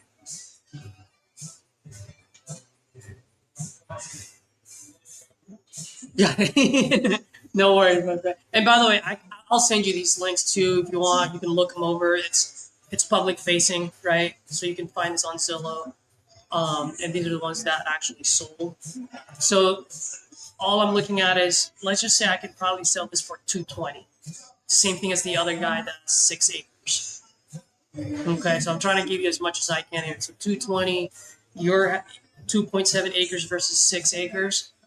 So if I can sell it for 220, now when you said $20,000 in repairs, man, since you used to build homes, you're probably right, right? I have a little bit more confidence in you than a regular Joe Schmo. You know what I mean? Just because of your experience. That being said, as you know, since you built houses before, $20,000 easily evaporates, right? Things always come up, and you're like, "Holy crap! I didn't see that. Now it's going to cost me an extra 5,000, extra 7,000 here, and so forth and so forth." And so when I hear 20, if you don't mind, I always like to put $15,000 of cushion just in case something comes up, because once I release the funds to you and your ex, I can't knock on your folks' doors for a refund. You know what I mean? So when I hear 20, I'm thinking probably about anywhere between $20,000 to $35,000 in repairs, just to give me a little bit of cushion. Does that sound reasonable? Okay, so I'm looking at it right now. If I can sell this for 220, I put it in about $20,000 to $35,000 of repairs. And let's say I buy this off of you. What did you say earlier? 154, right? 50 each plus the 54,000. So if I do 154, I add in the repair cost, and I also have other business expenses like closing costs, because I got to do that twice. I got to hire realtors, and then I have holding costs, which I'm not going to bore you with all of these. You used to build houses, so you're aware of this. These are just like business expenses. So if I buy this property off of you at 154, my all-in number actually is 215,400 bucks. So I'm going to be investing and risking 215,000 to hopefully sell your 2.7 acre at the same price as that 6 acre house that sold last year. It's a lot. My only concern is that it's a lot of money to risk for 4,600 bucks profit. Does that make sense? I mean, I would love to, like I said, I want to put as much money as I can, you guys as folks. So if you don't mind, Van, and I'm pretty sure you can tell by now that I'm pretty open. Like I said earlier, I'm not a baker. I don't like to sugarcoat things. I've leveled with you. If you don't mind, can you level with me for a quick second? Just tell me, like, what is it that you guys are absolutely trying to accomplish by selling these, and then see if I can make something happen for you.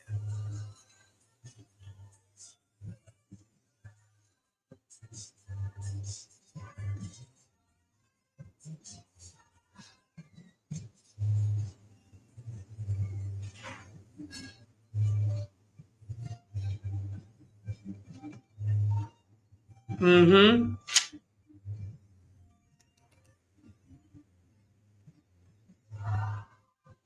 Yeah. So you're saying she's not making any payments on this, huh?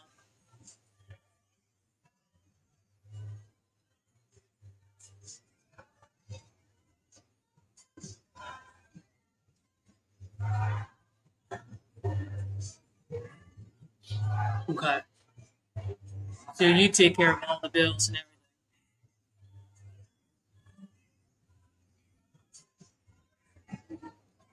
Yeah, I know, my man. I know. I know what you mean. That's why I'm still single.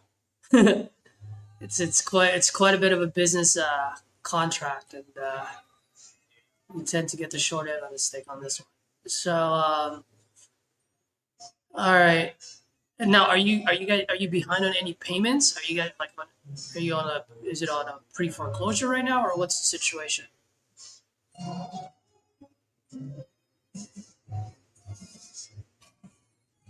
So you're two payments behind, and you're gonna get it caught up in the next 2 weeks. Okay. All right.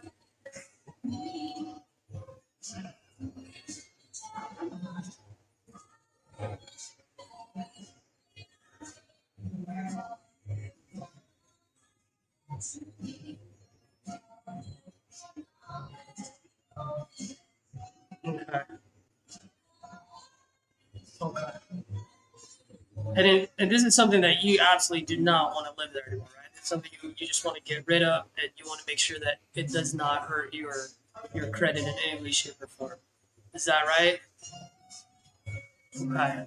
And the only question that I always ask folks is, I mean, just curious, like, what if no one buys this? Like, what happens? Are you gonna end up sticking in there, or are you still gonna pick up your stuff and go?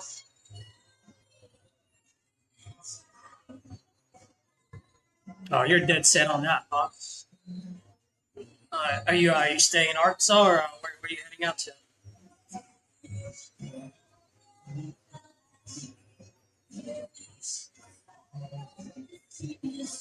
A directional what? Oh, okay.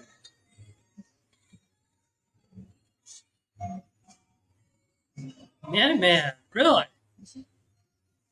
Okay. So that's your business? Okay.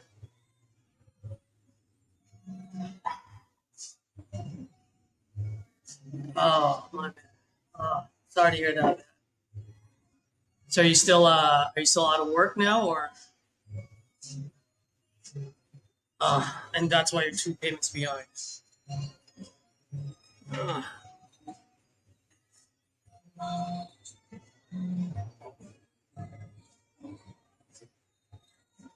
and that's how you're able to make those two payments because those profit shares coming in.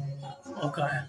Um, and if the profit share doesn't come in, then you're still not gonna be able to make these payments.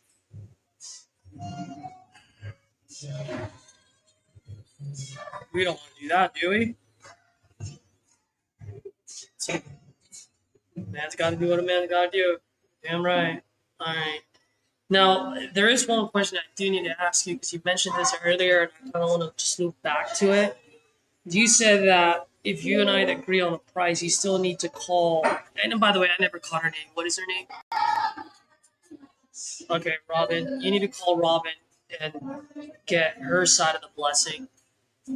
So I guess my question to you is, what does she want to accomplish? I mean, if you and I agree on a price, what happens if she doesn't agree with it?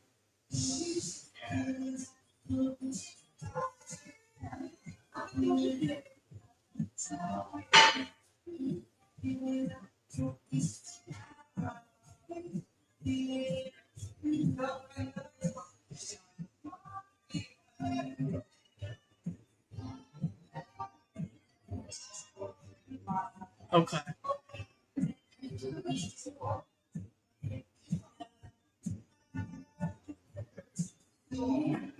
Okay. All right. So she's living with her daughter. She needs the money to move out on her own. I mean, obviously you need money to get your own place as well, right? Are you buying a new house or are you going to be renting? What was that? I'm sorry.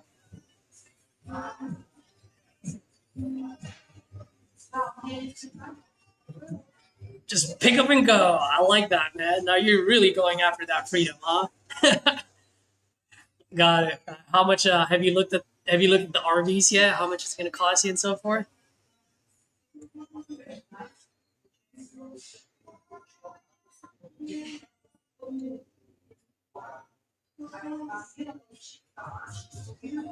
Wow. Wow. Are you trying to buy a new one or are you going to look for at least a second hand or used one?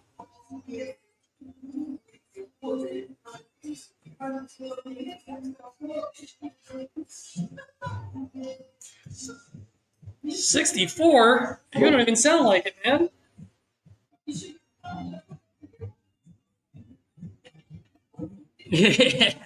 I bet. I bet. Well, my man, hopefully I can get you that RV, get you on the road and off to that freedom of yours. Now, besides the RV, is there anything else that you need to accomplish?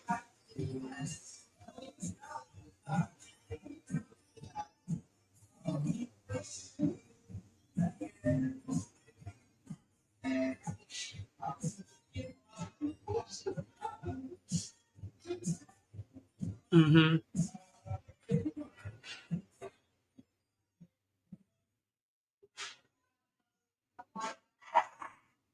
Where you're what? Jonesboro? Okay. Got it.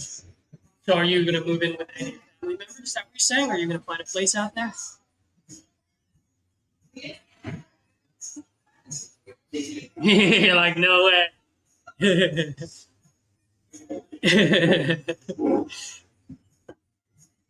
That was enough. 18 years of living is enough. I gotcha. I gotcha. All right. Now, let me ask you, man, that RV of yours, how much is it when it's secondhand, when it's used?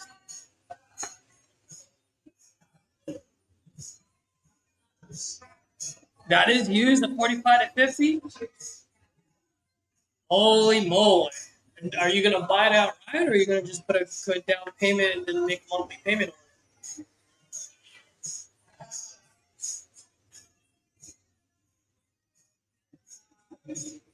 Mm-hmm. Yeah. I got you. Okay. All right, my man. So let me explain to you how I'm looking at this, and if I can get you that RV, I'm happy to. And like I said earlier, in the beginning of our conversation, I do want to put as much as I can in your pocket so that I can help you achieve your goals. That being said, I just need to make sure that I'm at least not upside down. I'm not trying to hit a home run here. I just need to make sure that I can at least get on first base. You know. So at 154, like I said, at 154, my all-in would be 215. Just to sell it for 220, it's a lot of money to be risking. So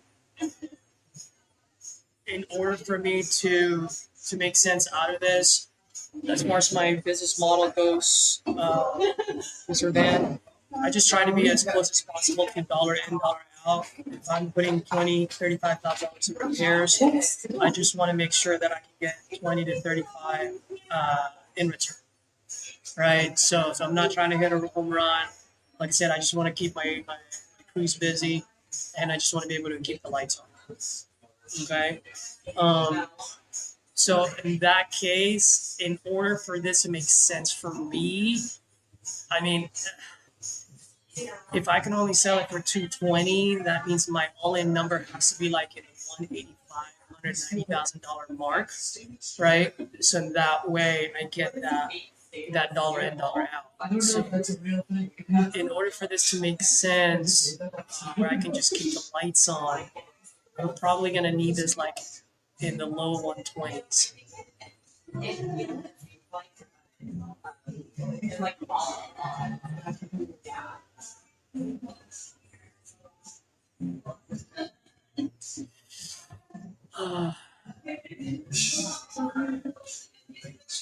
was really looking more towards like 120. But you said you owe 54. Right? I mean, what if we do like 124, so that way it's a clean number?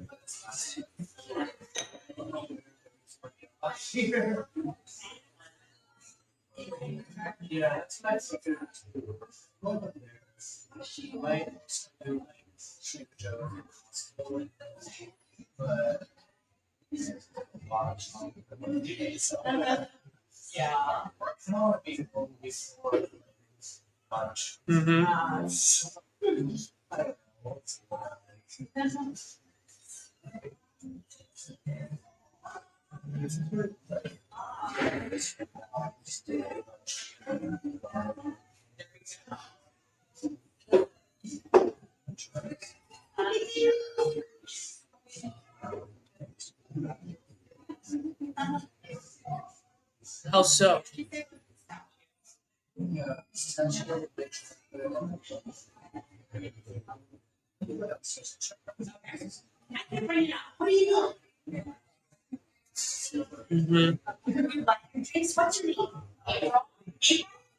Well, let me ask you this, because I did ask you this earlier. I mean, let's assume for a second she says yes to it, and obviously we're gold in, right? We're good to go. If she says no to it, what happens? Yeah, you do that. I don't want to do that for you. Unless you want me to, I'll be more than happy to. I can go ahead and give her a call, you know?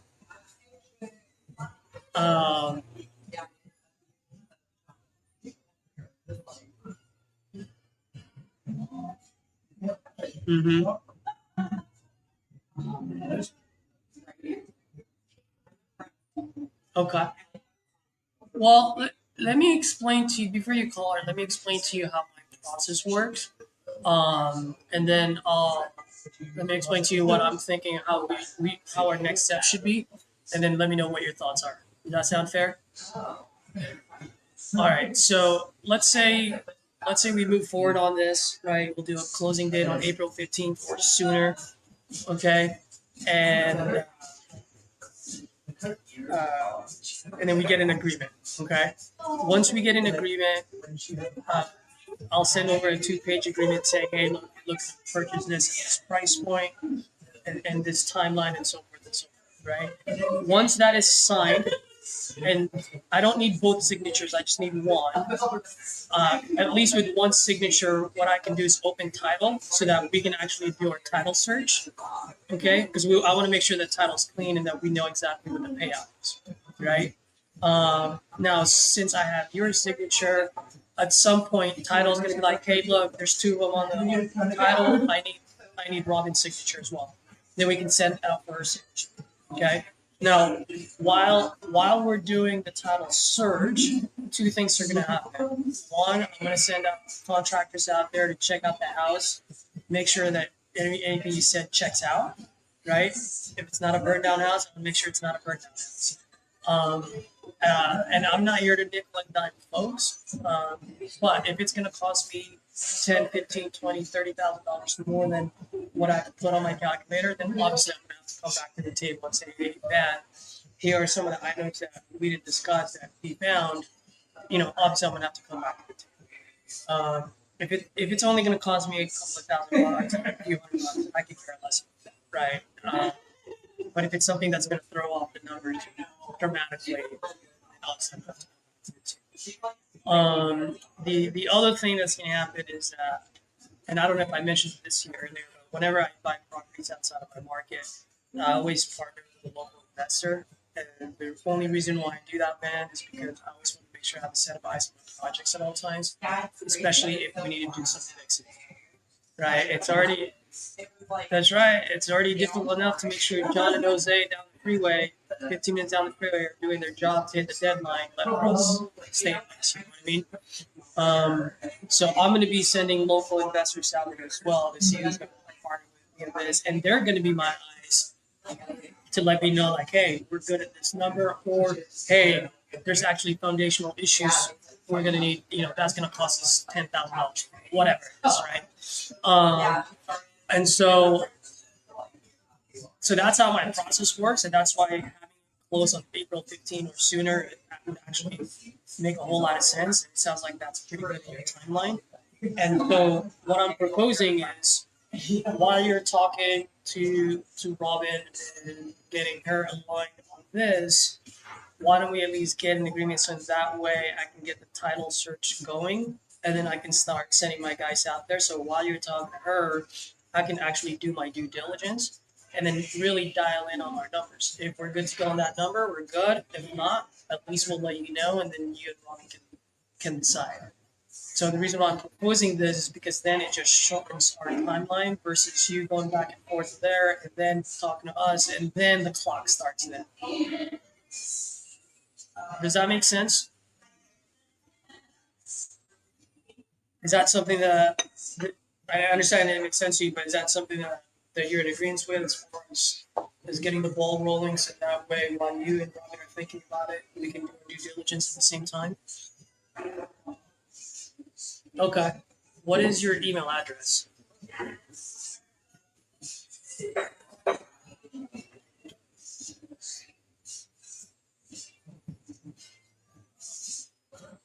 All right. I got with. Can you spell that for me, the whole thing? I just want to make sure I got all the spelling. Mm-hmm. Uh-huh. Uh-huh. Okay.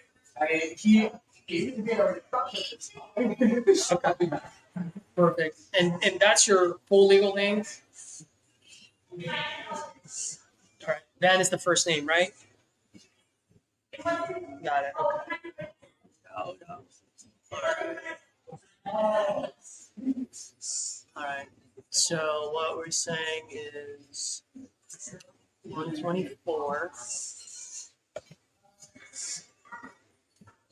You driving, Dan, or are you at home?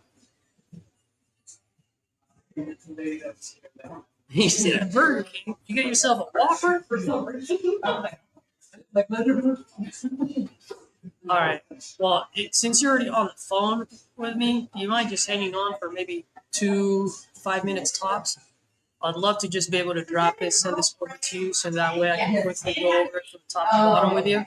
So that way you can ask me any questions that you may have. Does that sound fair? All right, my friend. Give me like a quick 2 minutes here.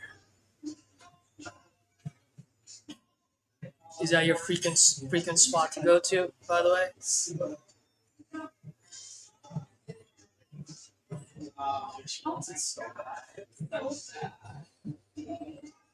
Yeah, like whatever I can eat, that's all I need. I got you. That's right. I'll give you a real funny story if you're open to it. The whole family and I moved to this country when I was 11 years old, back in 1993. I'm Filipino, by the way, and so I still remember my grade school. Actually, my mom worked right next to Burger King. Every after school, my dad would always go to Burger King, get some Whopper. I was a little skinny kid back then, And so my dad was like, go get some Burger King and add some meat into you. Not realizing I was just getting fat. But that was way back then. Yeah, tell me about it, man. Actually, I unfortunately lost my dad 2023, and lost my younger brother 4 months after that. Best friends. I used to talk to those guys every day. Well, my dad was every day. My younger brother talked to him probably about, I'd say, once a week minimum.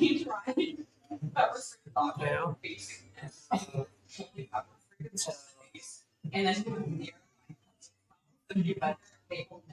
uh-huh.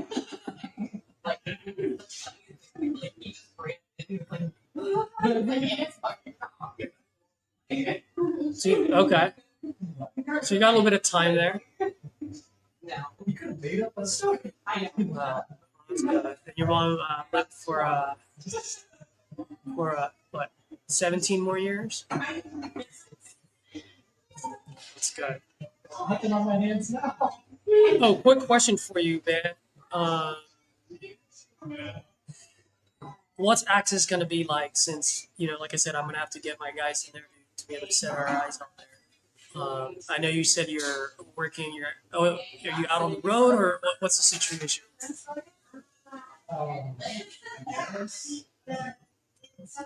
Okay, so you're always home?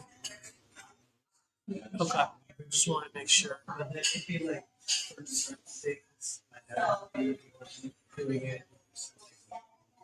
All right.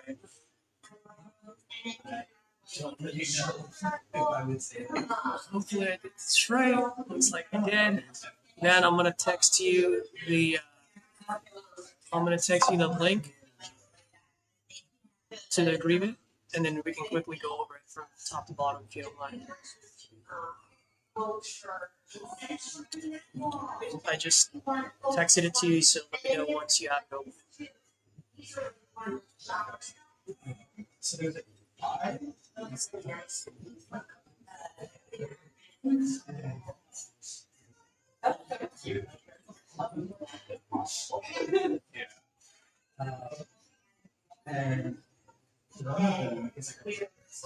You have it open? All right, so as you can see there, it's got today's date. It is the contract for purchase sale agreement. So I got your name on there. Hopefully I spelled it correctly. It's probably the easiest name I can spell. Oh my gosh, why did it say that? Subject property. Okay, I need to redo this. So in subject property, it should have your address. I'll change it. So I'll send you another one. I'll change that to your address. And then legal description, I always just put will be placed by title. So once title will run the title search, they're actually going to put the exact legal description so we know where all the lines are and so forth. Okay. Purchase price, we're looking at 124. We're looking at a cash deal here. I'm paying all the closing costs. Buyer pays all the closing costs. We're accepting this offer today, and then the closing date would be on or before April 15th, 2026. Can you see that? Wonderful. So let's go on the second page. The second page, I put title company, I just put TBD, because like I mentioned before, I always partner with local investor, and one of their ticket to get into that deal is for them to pay all the closing costs. So I allow them to choose the title company that they'd like to use out there. As far as pictures and access goes, as you can see, I put a checkbox on the third box there, which is scheduling it with you. So I'll give you like a 24-hour notice. Does that sound fair? Perfect. Inspections. So obviously we're going to go in there and inspect the house. At the same time, we're also going to go ahead and inspect the title and make sure title is complete. Especially because renegotiation base and condition. This is just here to protect me, just in case you fail to tell me that it's a burnt down house. We want to make sure that we are like okay. Obviously, if we come back to you and say, hey, half the roof is gone, then obviously we have to negotiate to that.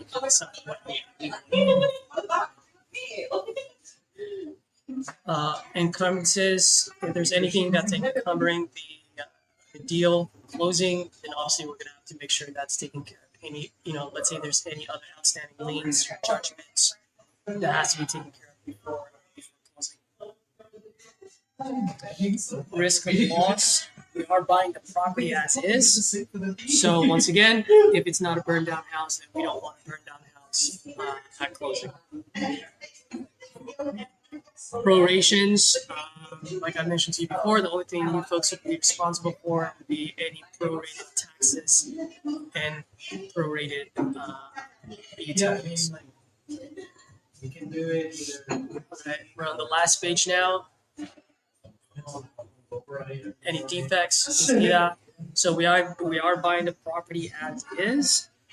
That being said, if there's any type of code violation, things like that, once again, just need to make sure that we take care of it before closing. All right, assignable contract. This doesn't happen too often, but it does happen from time to time. This is when, let's say, a local partner of mine decides, hey, Caesar, you know what?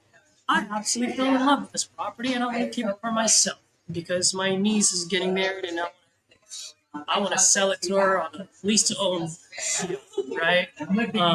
If that were to happen, if there's any disagreement between me and my partner, instead of me slowing down or stopping the sale, what this does is that it allows me to step aside and assign the contract over to my local partner, so that way you still get your money in your pocket in the time frame that we discussed.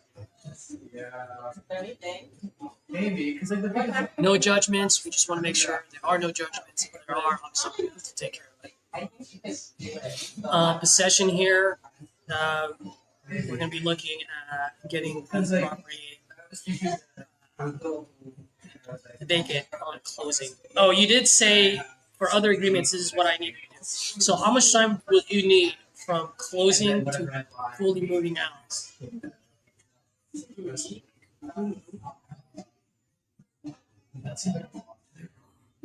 Okay. So what I'll do is I'm going to resend you one. Everything's going to stay the same. The only difference is the place on the first page where it's supposed to have your address and your name.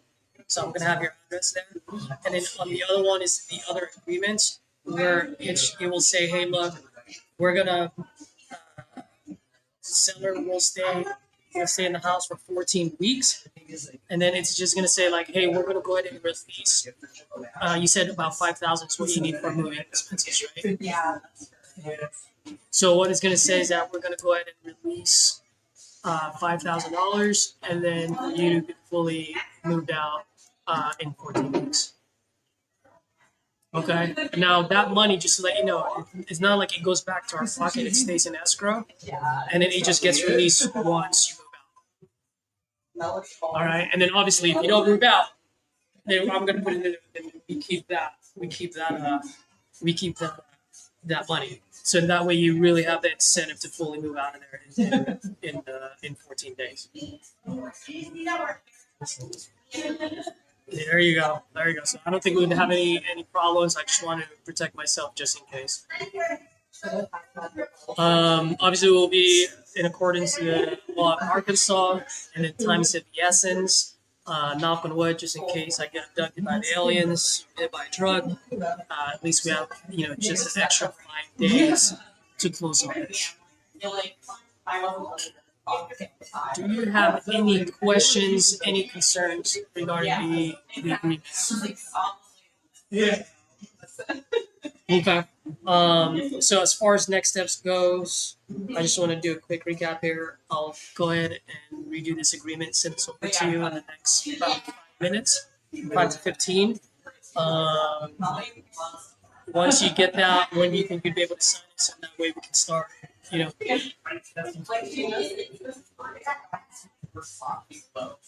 sign in the next hour. And then also one other thing that I will need from you that will help us out a lot are pictures of the property. You can be open to maybe taking some pictures so we can get a general idea of its current condition. Yeah, and also just to let you know, by the way, the only reason why I'm asking for those pictures is because once I get those pictures, I send them to my contractors, I send them to my local partners, so at least we know what we're looking at. And most importantly, when they do the walkthroughs, their walkthroughs will be quick, in and out. We're talking about 5-minute walks versus half an hour. Because we've already seen the pictures, we know what to look for. So it really just benefits you when it comes to those pictures. Exactly. Cool. Yeah, and then regarding those pictures, I'll send you a text. I usually ask for 2 angles per view zoomed out because I can always zoom into the pictures. So make sure it's zoomed out, all sides of the exterior, the yard, and also the roof. And by the way, as far as the roof goes, sir, I do not need you to get on a ladder. I just need you to stand a few feet back and then snap your camera towards the roof just so that I can get a general idea of its condition. All right, man. Any questions, or does everything make sense? Wonderful. My man, go grab your Burger King. Let me work on this, and I'll send something to you in the next 15 minutes. Yeah. All right. Thank you, sir. Have a wonderful day, and I'll talk to you soon. Bye bye.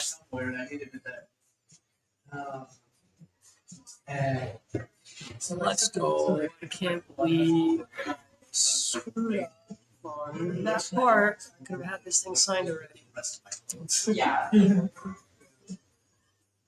Let me switch to my AirPods for you folks.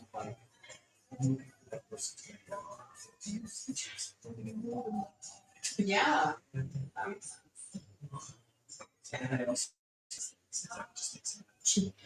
Were you guys able to hear me, by the way, when I was on the phone? Well, obviously, it's a one-way conversation. How many folks do we have on here? Pyro, my man. I didn't know you were on here. You still here? Juliana. Juliana, you're always on here. I love it. Thank you for your support.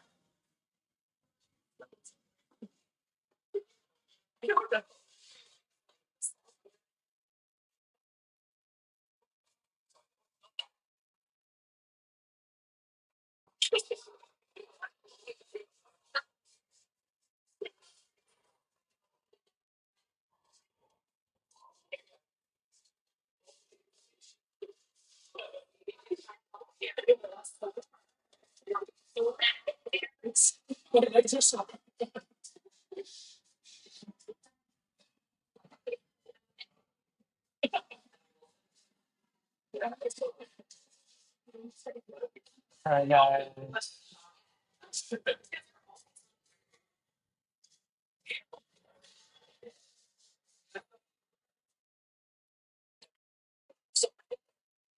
All right, let's see.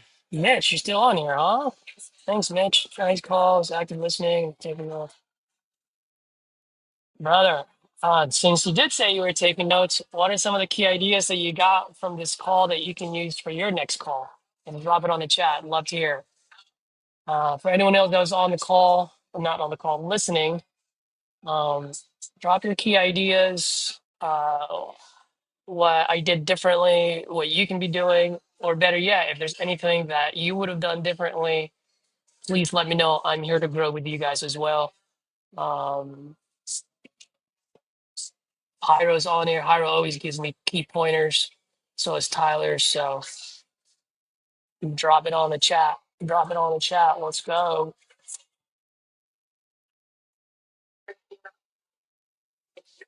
And while you guys are doing that, I'm going to go ahead and fill out this agreement so I can send it over.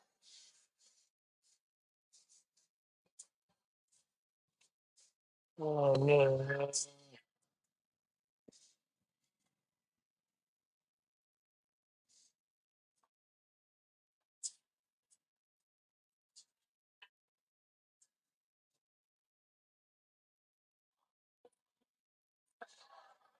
Taylor.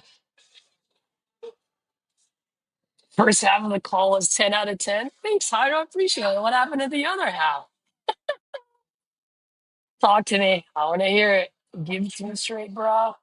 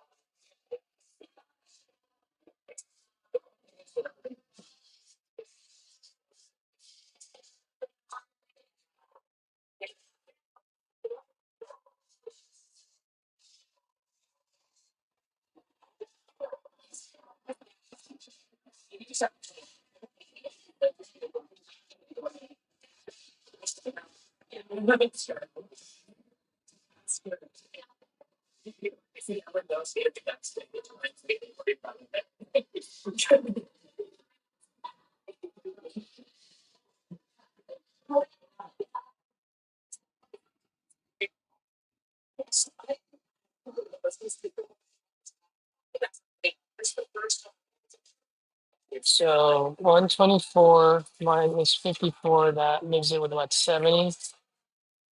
which gives it 35 each.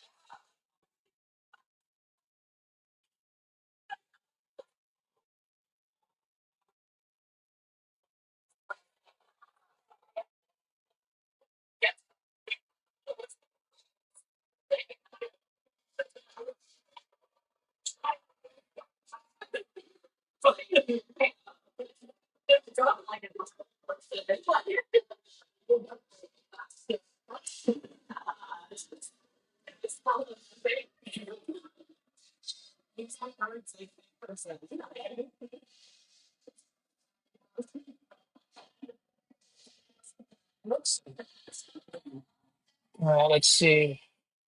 What do we have here? Keith on. What's up, buddy? Pyro. Then he dropped his price. You settle. When someone drops your in payment, then you went into condition. Gotcha. All right. I do see that. See what else? Third quarter was rough. Fourth quarter, you really matched. Yeah, lost momentum on the pain point. I did. I do see that, Iro. I felt that too when I was doing it. That was definitely yes, 100% agree with you on that one. Mitch, uh, numbering and numbering. Yep, cool.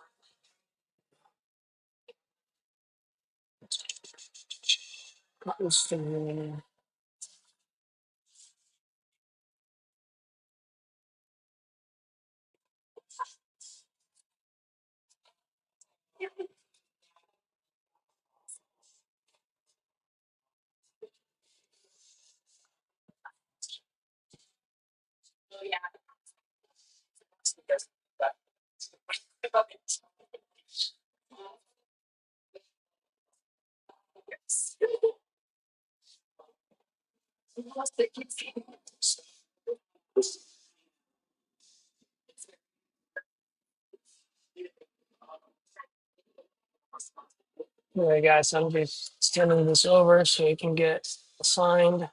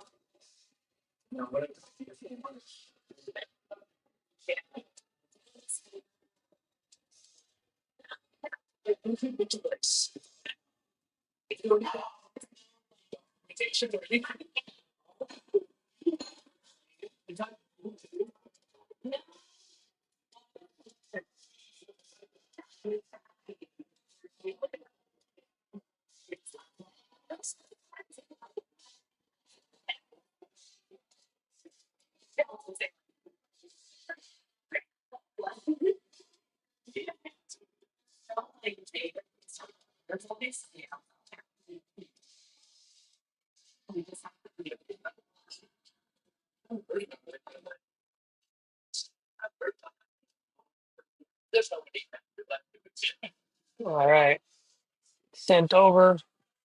Let's freaking go, guys. I was ready to give up on there. Not give up for the day, but give up regarding the YouTube live just because you guys couldn't hear the seller. I'm glad that he called back. We got one call close here. Obviously not necessarily a one call close because I still haven't gotten the signature.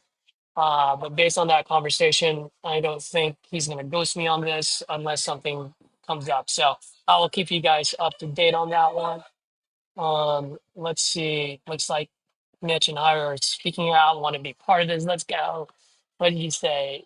At Hiro, what would you do when someone dropped the price and then on the pain point, like you said? Let's go. The Hiro, the master, the deal whisperer. Let's go. What did he say? They're painting the picture and to drop. You should keep going. Was it for enough to do X, Y, Z? Yep, you're not able to get that. Did you think about not ever selling and continuing to lose money every month? Yes, that is exactly the question that I should have asked. And and I think there's the reason why you said like third quarter I picked it back up because I did look back to that saying, hey, like, what if this doesn't sell? Like, are you going to move out or are you going to stay here? Like, what's the situation? But you're Hyro's absolutely right. I didn't live in that moment. I went to that condition. It's just thankfully I'm experienced enough and skilled enough that I was able to loop back to it. But yes, for a lot of folks, you got to live in that moment.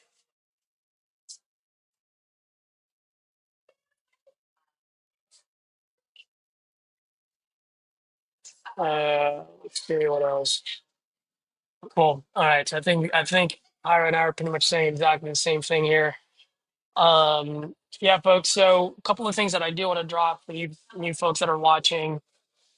Um, in the beginning, and I wish you guys could hear the whole thing. In the beginning, it was just like, "Hey, look, my ex partner and I are splitting up, and the judge said we need to sell this," and that was it. And for a lot of you folks, and by the way, I was I was guilty of this, and I know Pyro was definitely guilty of this.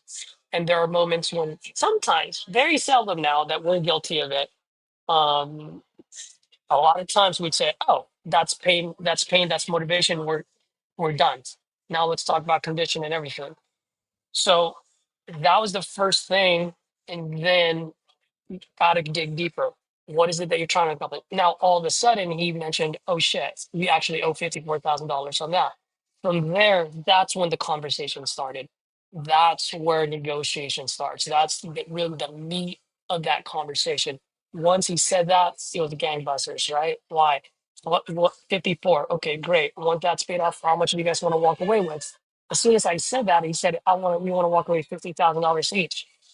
So now a lot of new folks tend to miss this, even though we talk about it all the time. It's a two question combo, guys. You ask how much they owe, and the second, very next question is, how much do you want to walk away with? 'Cause most of them don't do the math, and they'll tell you. So what he said was he wanted 50 each. So now that dropped the price from 175 down to 154. It's a $21,000 price drop without asking for a price. No, it doesn't mean your job's done. That means you got to keep digging deep. Like, why do you need that 50,000? What is it that you're trying to accomplish? Level with me for a second. I want to be able to help you out. Getting the RV and all of that. So I positioned it before I say I need this and that 120. I position it asking all those questions because then now I can always loop back to those things. Um, yeah, exactly. So I exactly pointed out a lot of people would have given offer after educating. Thing was I didn't. So Hira, did you notice what I did there? By the way, this is something you and I have been talking kind of like offline. I educated the seller how his number wouldn't work without saying his number wouldn't work, right? And then literally it's a fail safe that I do now where now it's like, hey man, like I've opened up to you, I've level with me for a second. What is it that you're actually trying to accomplish?